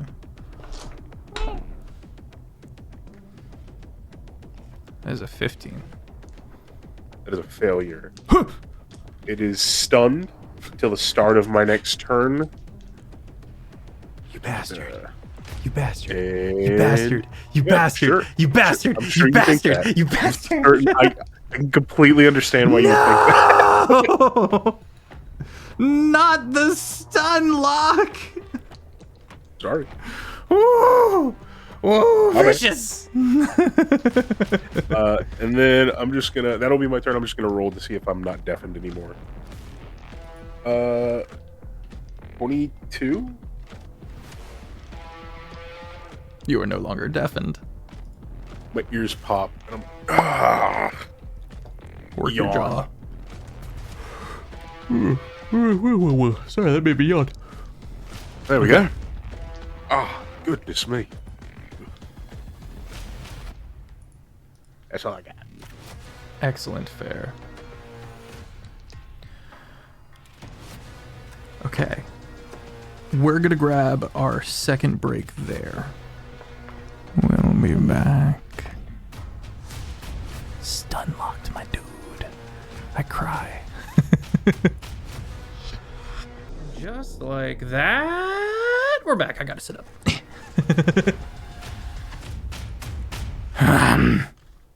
Orazio. You watch the monk Kugo, the kind of inverted kind of black and white tiger, just start punching his way in, and then once he gets into the actual stepping past the parted water, he's so fast, he goes up and he like 1-inch punches the stone circlet, and you see the thing lock up. The water falls or actually just dissipates entirely, and you just now see this rigid stone portal open before you. Your turn begins. Is it important for us to kill creature before we can utilize the portal that this is? Because clearly we need to use that to get in, right? It might be a perfect scenario situation. But how do you get out?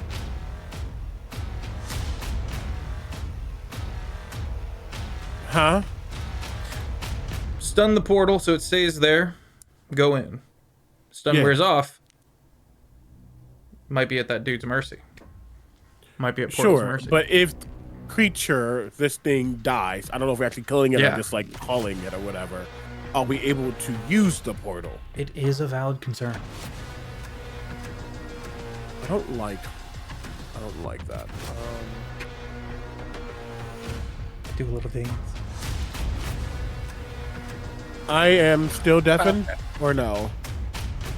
I got to 20 on the save, but that was for. Oh no, I actually didn't do it at the end of my turn. That was the concussive thing that you did to me. So I need to see if I. No, wait. What was the save? 18. Fuck off. Never mind. 17. Oh no! His response is "fuck off." No, it could have been. I'm technically still deafened. I don't know if the plane is killed. That's why I wanted to avoid hitting the stone structure itself. Ooh. Theory. Come watch a long shot. We fuck up the key of a door. Cheat? I need to check how Finally long get our it revenge. lasts. Sorry, I'm gonna check something real quick. How long do you Ooh. How long does your stun last? 1 round. Until the beginning of my next turn. Okay. I have a thought. It's probably not the best thought, but I'm gonna do the thought anyway. From where I am, seeing it kind of locked in place, and when it's locked in place, we are able to see that portal forming or whatever it is that we through. Just kind of thinking for a moment. I'm going to put my. I'm just gonna throw my hands, and my rapier's gonna disappear for a second, and I'm just gonna start webbing at this creature, quite literally casting web to restrain it. Which lasts for 1 hour. So I'm trying to use my web to at least hold it in place. Yeah, you like pull it taut in every direction like a trampoline. Exactly that. Terrifying, thank you. Which it fails because it's stunned on your web. Exactly. Terrifying. Exactly. This is a terrifying extraction, guys. So we have an entire hour. Why do I feel like I'm at the dentist? Of this thing being restrained this way. And I don't know if my friends are still deafened, but I guess I will say out loud, not knowing if they can hear me or not, we should be able to move in now. And you all... I can hear you. I don't know if him can. He's just having a good time. You're just seeing him struggle in a gravity well. That's all you're seeing. He has no idea what you're talking about. Freaking gravity well. You're walking through the microwave hallway from Metal Gear. My God. That's my action. My bonus action. You look like you're struggling over there. Him. Yeah, I'm under half. Oh, I mean, don't look at me for healing. I can't do Oh, anything. sorry, I thought I was asking. I thought that too. That's fair. That's fair. Yeah, I'm trying. Yeah, I'm trying to get out of the well. I'm still in it. You because walked out of it at the end of your turn. I can only move 20 though. Yeah, that was the range. No. You have a 30. I have a 40 movement speed. Then you so got I went out. Exactly. You cool. got just out. Okay. Yeah. So then I guess I'm out. Also, it is stunned, so Dark Star gone. Oh, cool. Oh, yeah. That's Beautiful. So when you're saying am I struggling, what were you asking for? I just wanted to see if you needed help getting out of your area. The plants are gonna get me. The plants are the plants. I can't do much about that. The plants are no longer being held at bay. And sorry, real quick. Sorry, guys. We're out of combat. Straight up. Oh, Fair. Can I roll to get my deafen gun then? Let me get CB's thing here. Let me make sure this is rounded out. You're totally good. Honestly, it's not really super important. Just had a thought because I don't trust things. You're gonna see with my bonus action, I'm gonna start shooting up at the ceiling that next to me, as I'm on the ceiling, and I'm gonna start almost making a braid, literally a long foot of rope, out of web. It's gonna start appearing. This can be up to 60 foot long, and I need you to understand, I'm intending for it to go into the portal. Okay. And then I'm gonna climb down it. Okay. Just to see what might be past the portal, and if I need to quickly get out. It's pitch black and completely full of water. I do have Devil Sight, so I can see through any type of darkness. Okay, let me hear from the other party members as you begin your descent. You want to go first, Him? Well, because I'm deaf and I don't really know what's being communicated. You can see that he's got the portal open and he's making his way down into the portal. Oh, okay. So I will just be like, and just walk away over while trying to figure out how to hear again. Yeah, you're like hitting your head. You're like, go ahead. So do I just so I understand what you're going through this? Do I still need to roll to try and hear again, or can I just do a lesser restoration on myself and just go at it? You can do a lesser restoration on yourself for sure. Otherwise, you will be rolling until you are no longer deaf for 24 hours. I'm going to roll, and then if I can't, I would like to lesser restoration myself. Go ahead and make a DC 18 save. Con. 18, 19, yay! I can hear. Sick. Okay, then oh, beautiful. Oh, okay. We're going in. Okay. Yes, we are. After you. Party. Well, okay. As the two of you begin to approach, you look back and you can see the ceiling and floor being churned up, closing in. Make a perception check for me, Orazio, the Avenir.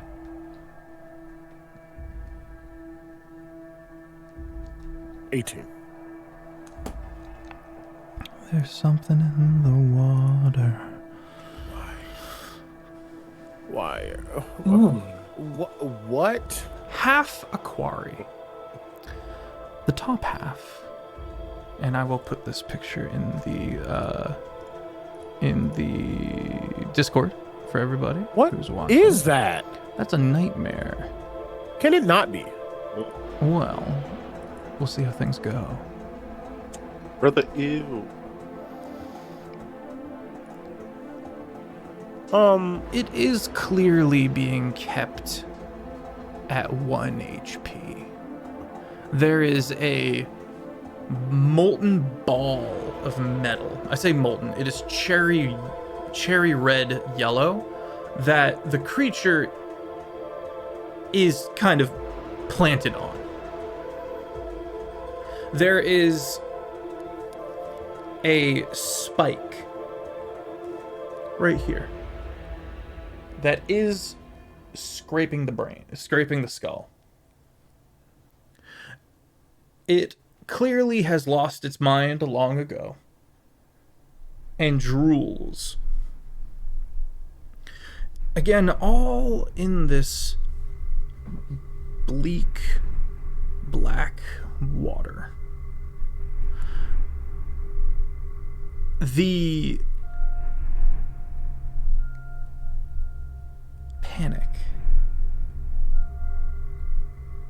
A voice of panic reaches the party, a sending to all three of you. Jumps, whatever you find, you better act now. Him. They're not here for the glory. They're here for you. You immediately blink to see it and just constantly be looking around him, seeing anything invisible, anything at all that's around 120 feet. Nothing. You can see a couple of corpses that have been caught up in this garden. And who's speaking? We don't know yet. Valentine. Valentine It was. sounds like he is having a rough go of things. And sorry, suddenly him is someone's target? The Kalishtar, favorite food of the nightmares, is here. We know that there are people... I will say the characters can't see the full picture. Let's get history checks from the party. I also would like to mind link with the party. I've established a wonderful connection. 15. We can communicate this way. You can meet back with me and each other if you wish. You remember some of the things reported.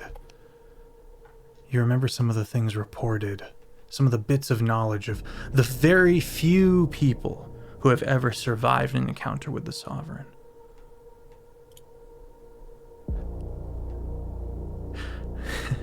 Kalishtar are the most able to bond with nightmares. The favorite food of the nightmares. The most ideal quarry.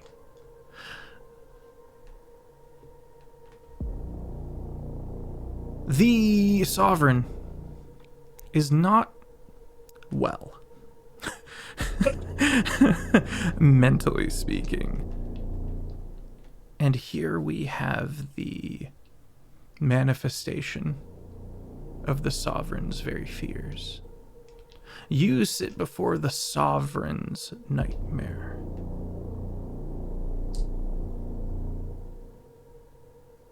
Something that is kept within an inch of its life. Must be something powerful. Definitely would be something the Sovereign knew about.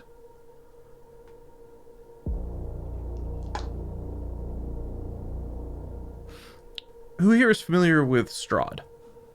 Ravenloft lore. Not well enough. Then I will say, this will make a lot more sense next week. I apologize for the cryptic nature of what is before you, but you've got a few pieces to work with here. As a Kalishtar, would I know that this nightmare's in front, and would I be innately happy that it's subdued? Mm-hmm. Okay. The rabbit looking at the wolf. Now, you say that it's the Sovereign's nightmare, so that means this nightmare wants the Sovereign, right? Can I, for the sake of the party collective, the player collective as a whole, kind of give some above table information? Or would that be kind of in bad taste? Sure. Go for it. Okay. Yeah. This creature has come to be as a byproduct of the Sovereign. The Sovereign is a very mentally afflicted individual and narcissistic and unable to see themselves in the wrong, and thinks that Woe and Oed as a whole owes the sovereign some kind of an apology. You know, there is this twisted victim mentality, narcissist, horrifying aspect to the sovereign, and it's all because they are such a powerful being, created a nightmare. This nightmare is something that keeps coming back, cannot be destroyed, and is kept within an inch of its life. So it's an enemy of the sovereign, but it is itself still a vastly evil and terrible thing. This is such a powerful entity that has seemingly been fed other nightmares. This thing could obliterate Rillis, What? the city with which you are in. Uzak, shown as having all of these people suspended in sleep, is farming and creating quarry, which are the hybrid of nightmares, the manifestation of nightmares, through inflicting sleep and nightmares on a person until they die. And a nightmare is able to pass into from the ethereal to here. This is how the quarry have been being manipulated by the sovereign. I get that this is still cryptic. Strahd, in his castle in Ravenloft, for example, has a beating heart, a massive one, suspended in a tower. This is synonymous. Destroying this thing, or a thing that cannot be destroyed, would be a huge step in crippling the sovereign. This is a part of the sovereign. Almost, I don't want to even invoke this term, but I think it fits very well, in my opinion, almost like a Horcrux. Maybe. Synonymously. This is instead almost like not a Horcrux, but in the same function, in that Sauron poured all his hatred and his will to dominate all life. And in this case, the sovereign has taken all of their fear and all of their less useful bits. Yeah. And put it all here. Manifested it here. Yeah. Now the issue is that it can't be killed. Not while the sovereign lives, and the sovereign is not going to die anytime soon. Well, up until now. Up until these times. This is a moral conundrum. I will refine it even further. Kalashtar. It is possible to bind with this thing and then be slain, and it be the true ending of this nightmare.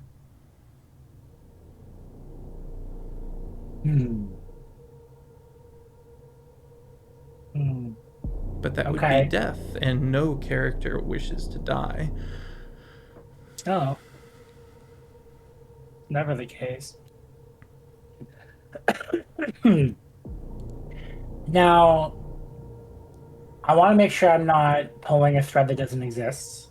So I want to nip this out. When you're saying it has this beautiful spike in its head left in a dormant state, drooling of this sort, it is tucked away mentally somewhere. And Uzak is on his way to you and the nightmare. Got it. And I don't know if you want me to roll for stuff, because I'd love to if I need to. But if it was to be like, say we decide to, hey, let's wake you up, let's go, buddy, let's go get him, type stuff, use it as a tool against the sovereign itself. It would be robbing the sovereign of their escapism mentally. Yeah. Now, then it comes down to, as a Kalishtar, having the innate, oh god, a nightmare aspects. Would I guess I'd have if I had spoken to the party about it, would weigh out the idea of would it see me and be like, hors d'oeuvre, and then go on its way to A quarry is a result of a nightmare consuming venom style a host. So you, the player, would become a quarry, but you, the character, would die. Makes sense. Makes sense. You, the player, get to run a quarry, but you, the character that is the creature, that is the character you were playing, would have some problems. Got it. So I need to not do that, is what I'm understanding. I do not give you any direction in this matter.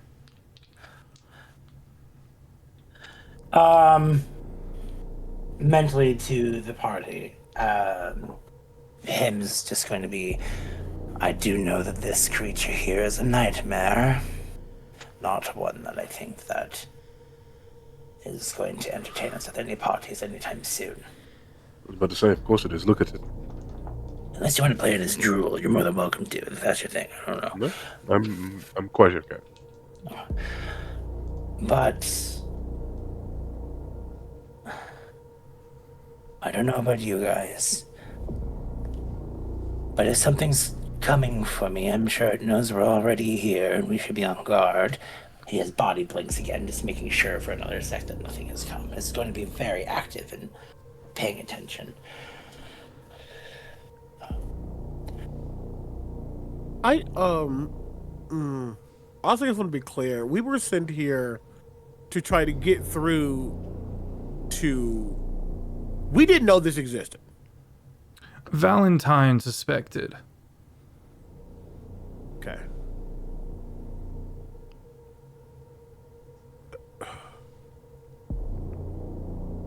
Can I ask this? Almost like a retroactive insight on Valentine. Is he expecting us to come back? He doesn't expect anyone to come back, much less himself. Include himself. He It did, is not to, it's not to say we're keep- sacrifices, however. he did keep him in the dark. I'm like, if him happened to have been, I wouldn't be like a perfect, solution. It almost feels like, leading him to a death or whatever it may be for the greater good. He is a Whaerst. Okay. Sorry? No, He is a Whaerst. Sorry. It did seem like Whaerst. That this latest message from Valentine, it did see that he was just coming to the realization as well that it wasn't Ori. He was coming to the realization that the jig was up, and that Uzak is going to foil the three of you. So he was laying all the cards out because Without putting himself he in brought blame. Politicians, bards are tricky. So they are wanting me to somehow be with his It is thing. incredibly, yes. It is incredibly unlikely that him would survive something like this, but it's not a 0% chance. If it requires intelligence, I won't survive. None of us know clearly. Also, if it doesn't work out, then you're not the one that's in control anymore. You have no idea what the now formed quarry, the bonding between the two of you, would mean. It's always been the worst thing that could happen to a Kalishtar. It is not a good thing that has been put in front of you via manipulation and sacrifice. In all sense, if I'm understanding too, the party that we are in does not like the sovereign. Yeah, that is very correct. God, I just wanted to make sure that I was on that path and not. As far as you know, yeah. Yeah. So him's gonna look up at this being, this mass of nightmare. His hand's gonna fall up, and just be like,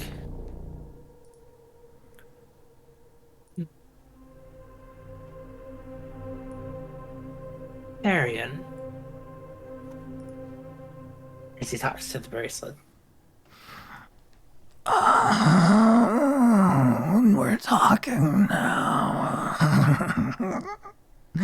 It's been a while. How are you? Take a look for yourself. You bring me to the nicest places. It's a partnership. It's a bit romantic, a bit moody, stuff of that sort.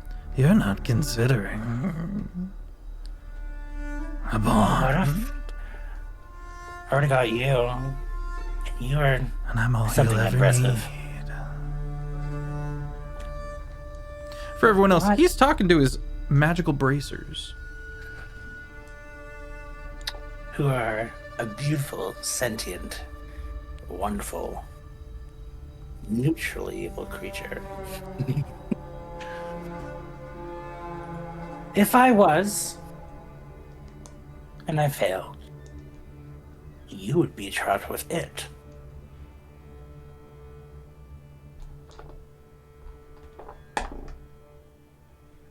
One could only hope.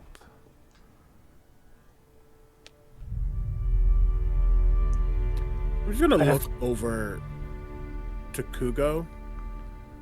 Still kind of like Spider-Man, floating down.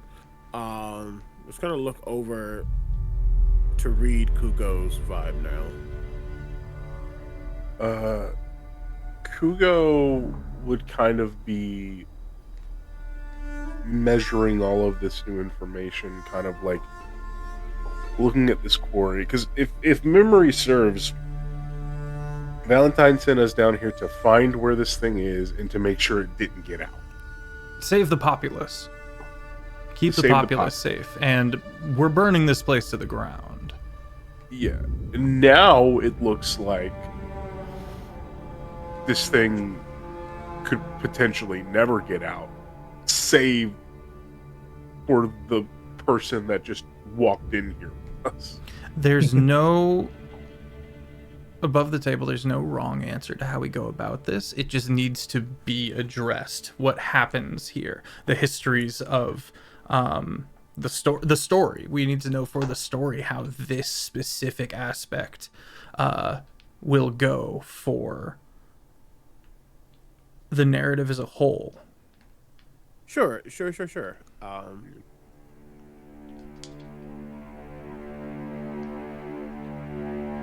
I think, kind of reading that and looking at Kugo,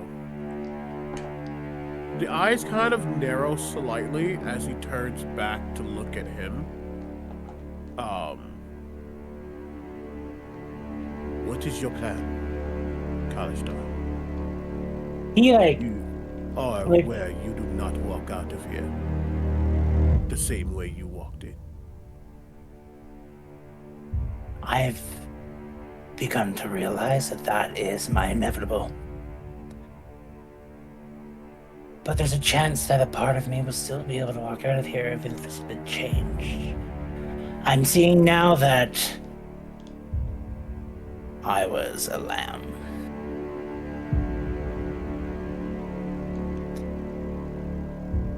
Do not feel singularly sought out. You may be this lamb, but we are the shepherds leading you to here, with the intention of us also, looking back to Kugo, being slaughtered in the process. I don't want you guys to go.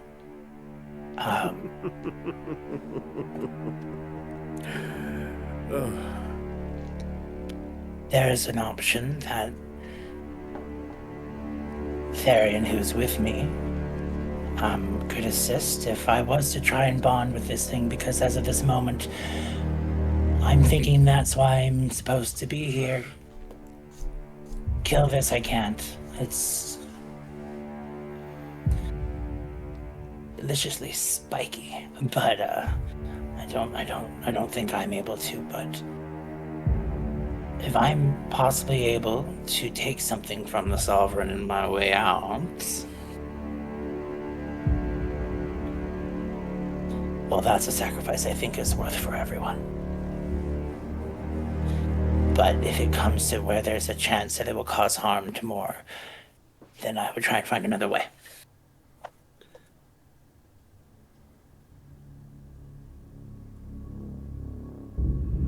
Honestly, you are not my concern. How much of you there will be left is where I worry.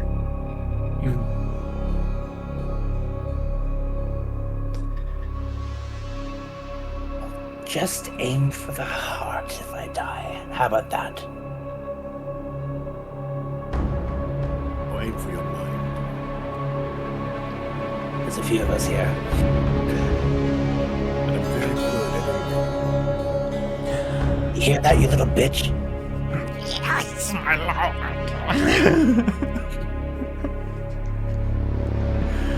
Interesting. Yeah, trigger warning for everybody involved. This is a pretty dark topic. Just moving forward from that. This is fiction. This is fiction. So we also know, though, that the other Tyrant Lord is on the way. Correct. Here, right now. Correct. You are the threat. Are we getting anything that is saying that they don't want me to embrace the nightmare? I'm being very cryptic for intentionally. Got it. Let's put it this way. And I like that we have almost everybody from the main party. Here's the decision we have to make. We can easily kill this nightmare. It's being kept at 1 HP. And that will hurt the Sovereign. For a time. We can have the Kalishtar bond and then hope it goes well, and if it goes poorly, kill the new problem. And that will permanently rob the Sovereign of their ability to take their weakness and tuck it away. Got it. Either way, we're going to hurt the Sovereign. But how much you get an advantage from this in the coming episode is up to you, Shane. And, well, up to the party as a whole, as Shane has kind of asked everybody's opinion here. So a little bit of a meta commentary, and I apologize, but I'm keen on this perspective and outcome. Hymns. Going to definitely address the party one more time. I want this Sovereign into dust.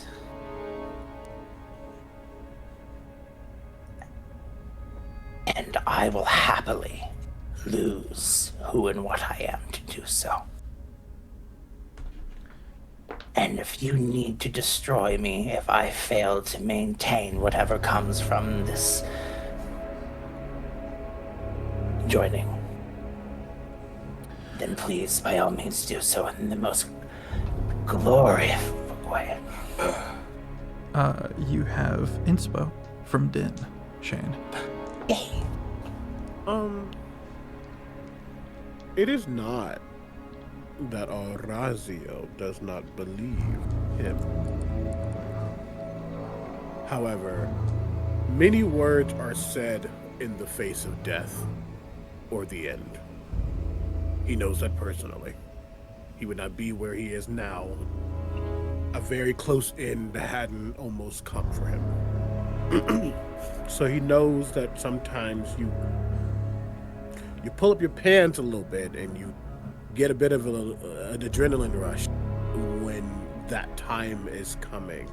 But sometimes, once that adrenaline wears off, other actions are taken. Fight or flight. Sometimes you end up flying versus fighting. Is him telling the truth? Insight check.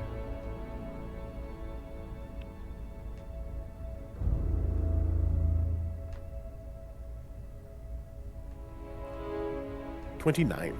Oh God, yes, you'll know. So you will know that everything that him is saying is true. You know that he will happily die to kill this sovereign. He won or wounded in any sense, but you will know that he wants that power inside there.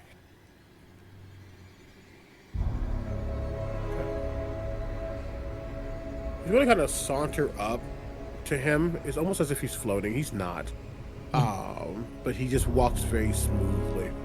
Or I guess, where are we standing on anything? Like, You guys are what's actually terrain? holding your breath, talking telepathically in the dark in the water.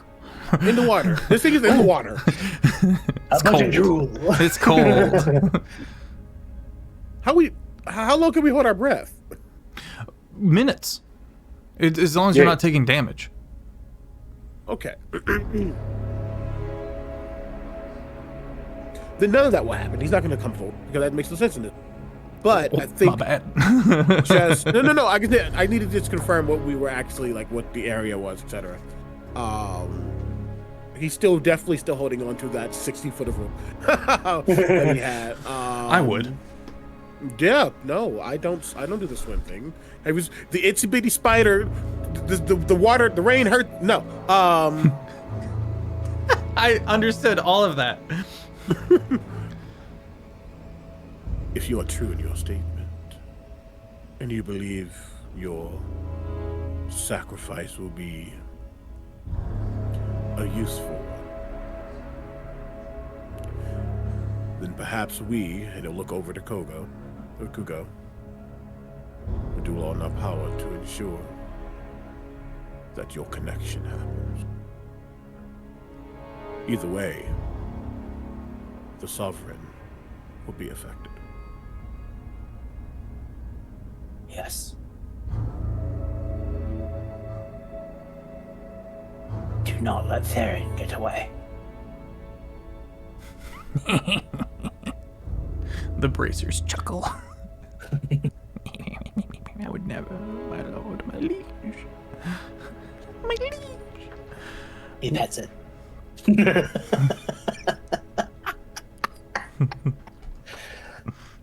It's giving Igor. I guess it's time for me to begin. Well, the survivability of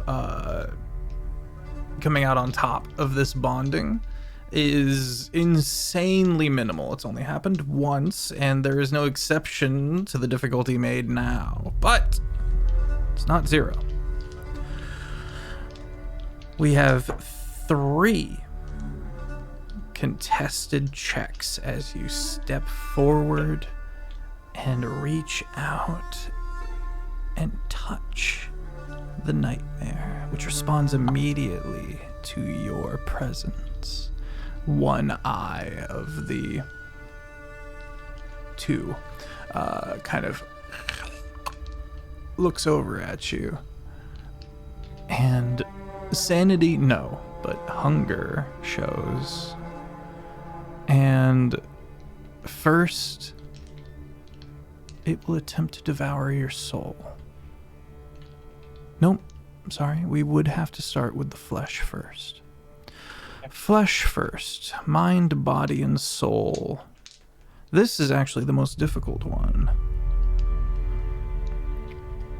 You may make a con check against my con check. I have resistance to all damage. I'm not hurting you. Okay.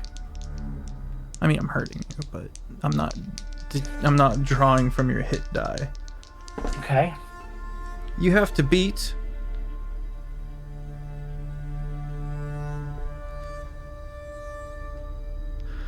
41.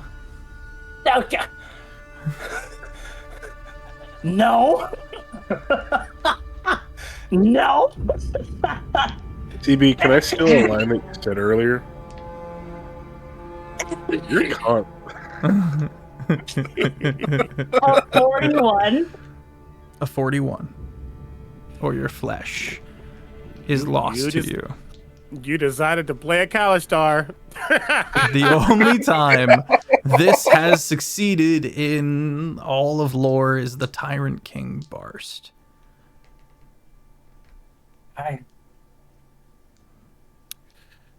Ooh. What'd you get? yeah, there's 18, Okay. 19.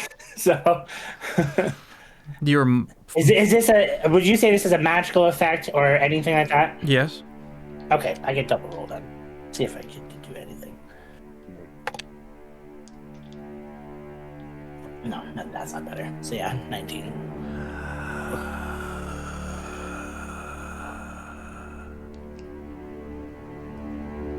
Finally, some good fucking food. The ichor slowly eats away at your body.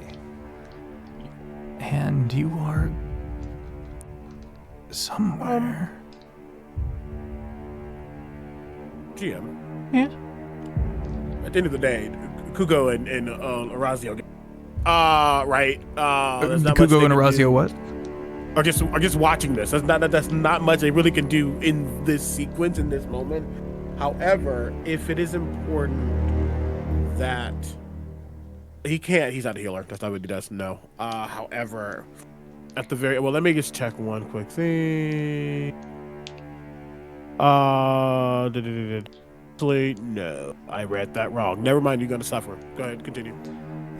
The dour cost of sacrifice and death. So your flesh is consumed. You cannot see, but you unfortunately can still think and despair. Next, your soul. Make a religion check What the hell? as it attempts to lay Fancy. claim to your very soul. Religion. There's a reason that it's a leaned upon thing. You know what I mean? If it didn't work within these fantasy standards, then it would not be the thing that applies. Still Wouldn't be is. the thing built around. Sure. But think of this, a very religious person, or a very spiritual person, we don't have a spirit check, would have a bit more of a fighting chance. That said, this is the weakest of my rolls here.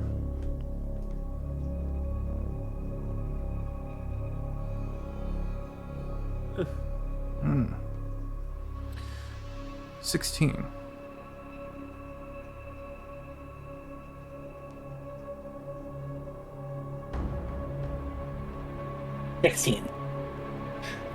Meets it beats. Your soul Injustice remains your own. And finally, the most terrifying experience yet. Your mind. Your very mind is being consumed. Make an intelligence check. We did not build the right characters for this game. No, we didn't. Have you used your Inspo? that you got from Din? Yeah. Rats. Yeah. That's rough. If it's a 40, just like tell me. It's not a 40. 28. So I just have to get a nat 20 on this succeed. No. Right? It's not to hit. It's a check. Crits don't auto succeed on checks. Oh, I have no way of beating it.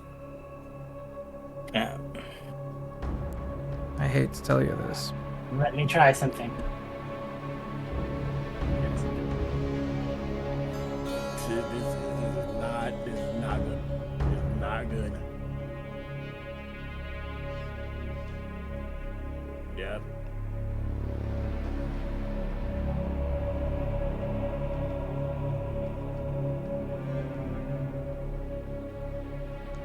Let's see if I have any.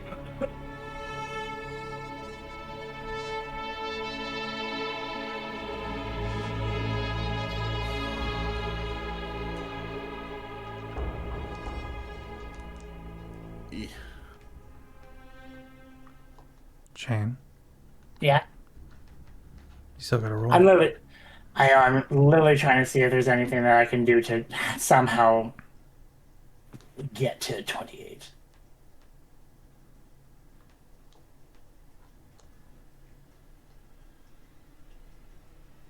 I'm looking through absolutely everything.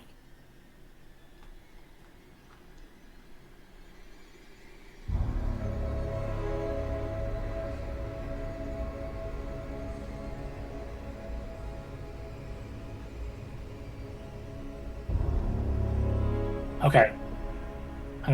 This may be a huge shot.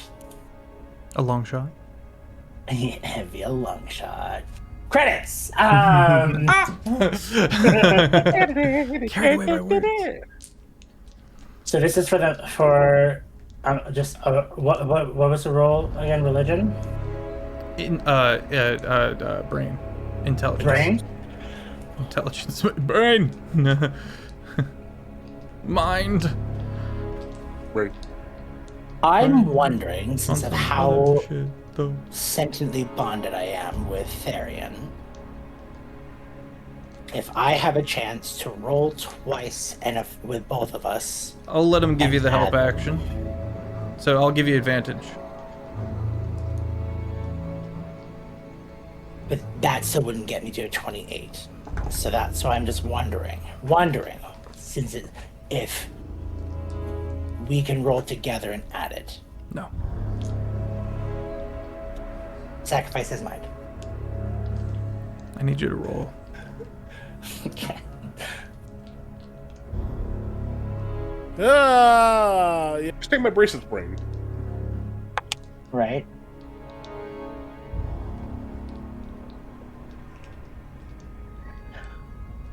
$13. Him, you die.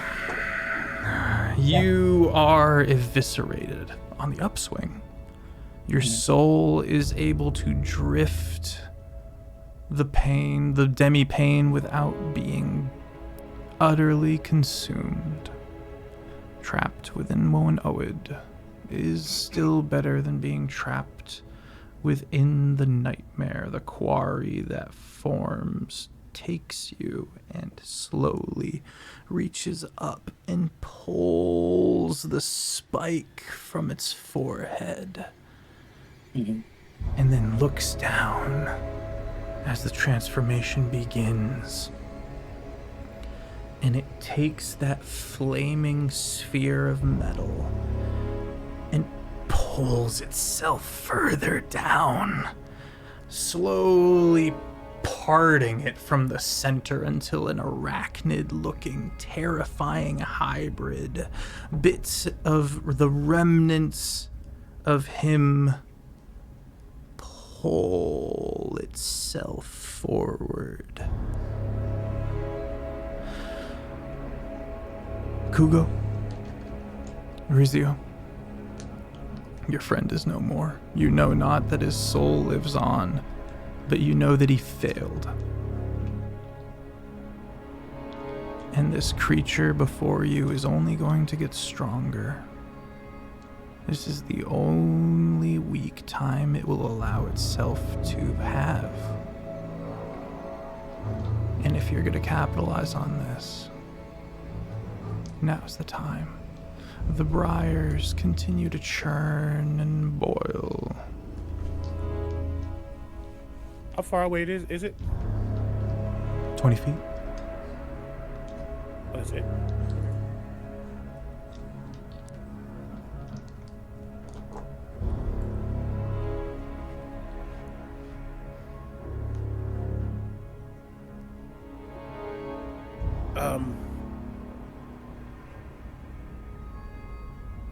It actually doesn't phase Orazio that him is dead.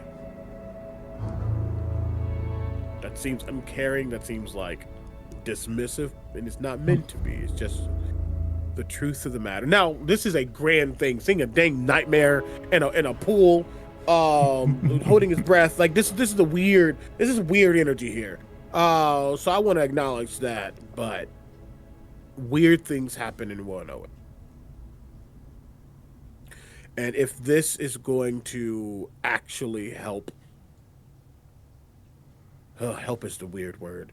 If this is going to bring the Sovereign down,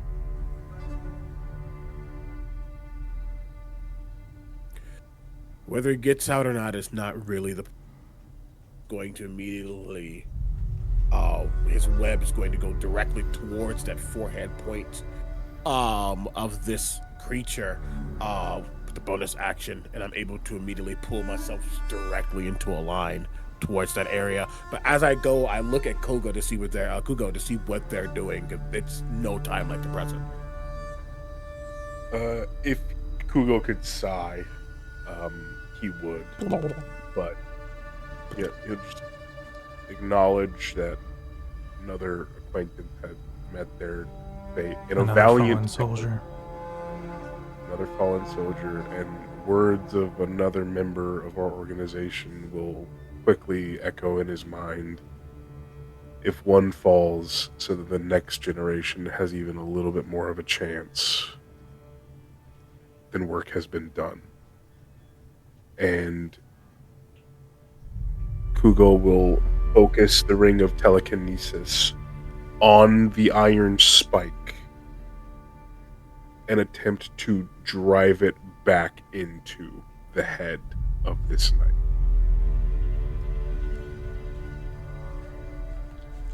As my rapier is going directly in that spot.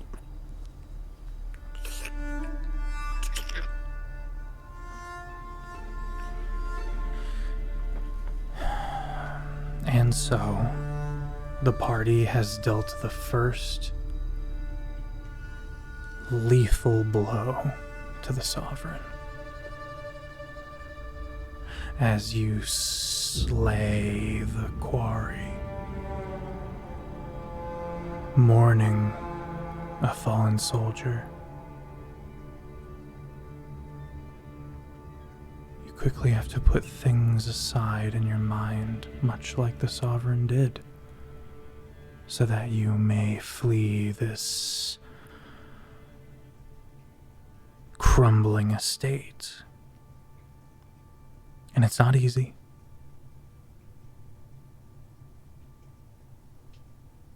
But the two of you succeed. In your part, small may it be, incredibly important to the fall of the Sovereign.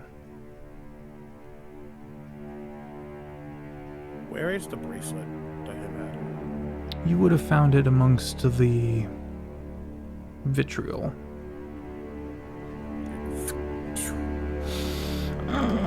You're not a hellish nightmare. Covering it in web immediately, not I don't do that.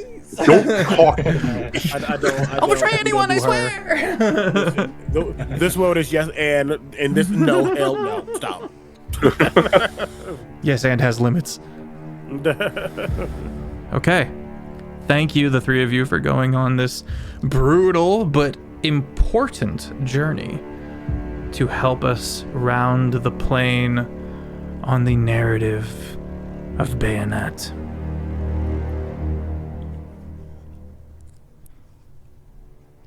I'm Sir Fevers, the humble dungeon master of the Longshot table. Thank you for being here on this dour day.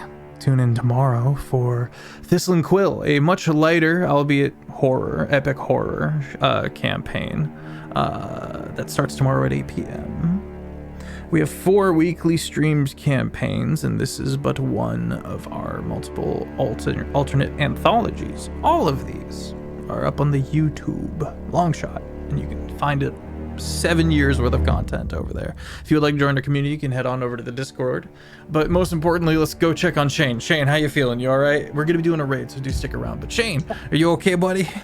I'm great. As much as I would have loved to have a situation where there could have been two people in the history of Longshot succeed in bonding with a nightmare, that just means there's just another chance for it.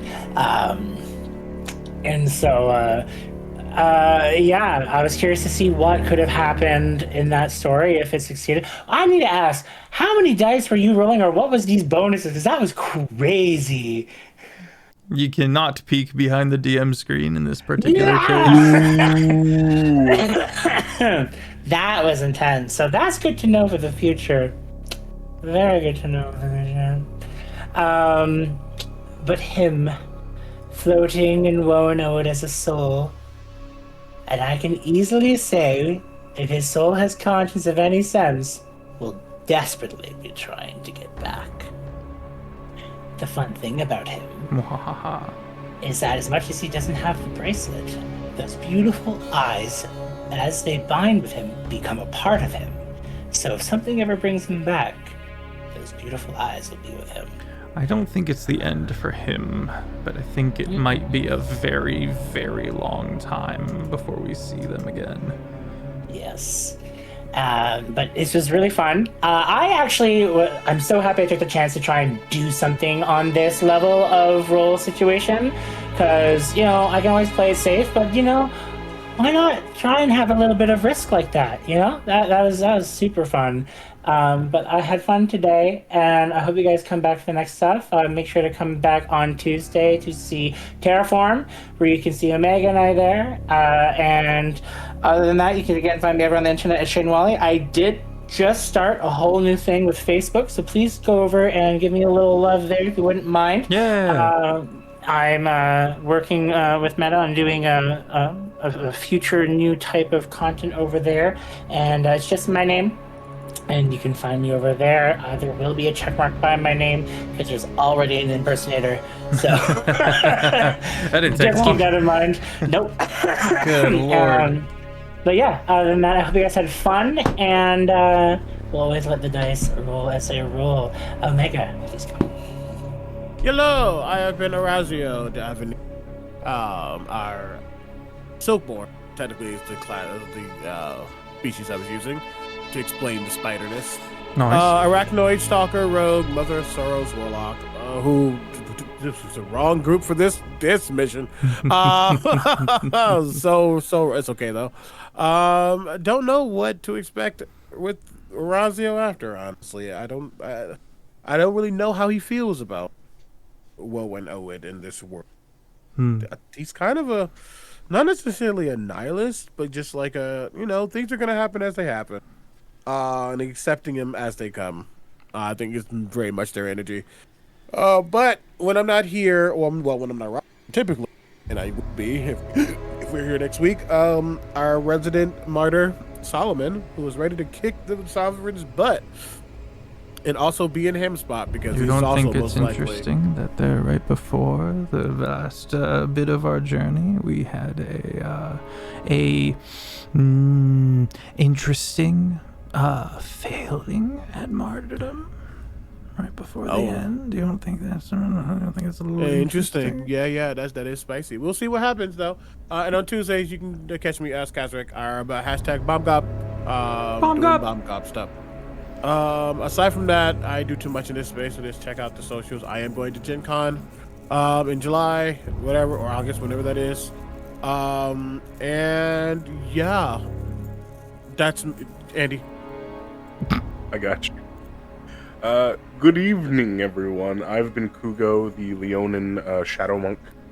I was trying to pull some inspiration from the second-tailed beast from Naruto. Ooh. And Amaterasu, Fox, drawing imagery for my guys. So I hope that came across. All right, Okami, calm down. I'm trying to be cool and a weeb. Yeah, I appreciate you guys stopping by.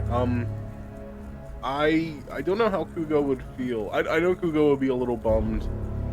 Not nearly as bummed as Pierce would be. Pierce is just completely demotivated every single time he loses someone, but I feel like Kugo, this was never really explored, but being a member of the Held Breath, has experienced a lot of what Azalea has experienced. Maybe not as much as Azalea, but has experienced loss of comrades for years, and so he's a little bit more seasoned to it. But as for me, I'm over on TikTok. At least I usually am. I need to get back to that. But if you want to find more of me, I'm always here on Saturday nights for Bayonet, and you can find me over on Mr. Dandy DM's YouTube channel as Brash Briggs on Our Flag Means Doom. Other than that, I'm just places mainly on TikTok under ValveMax010. So I hope to see you there. And thank you. All right. Everyone pile into this raid. It was a heavy episode, so I'm going to send you guys over to the Marine Mammal Rescue and hang out with some otters. Touch grass. Take a few deep breaths. Love you guys. See you tomorrow. Bye-bye.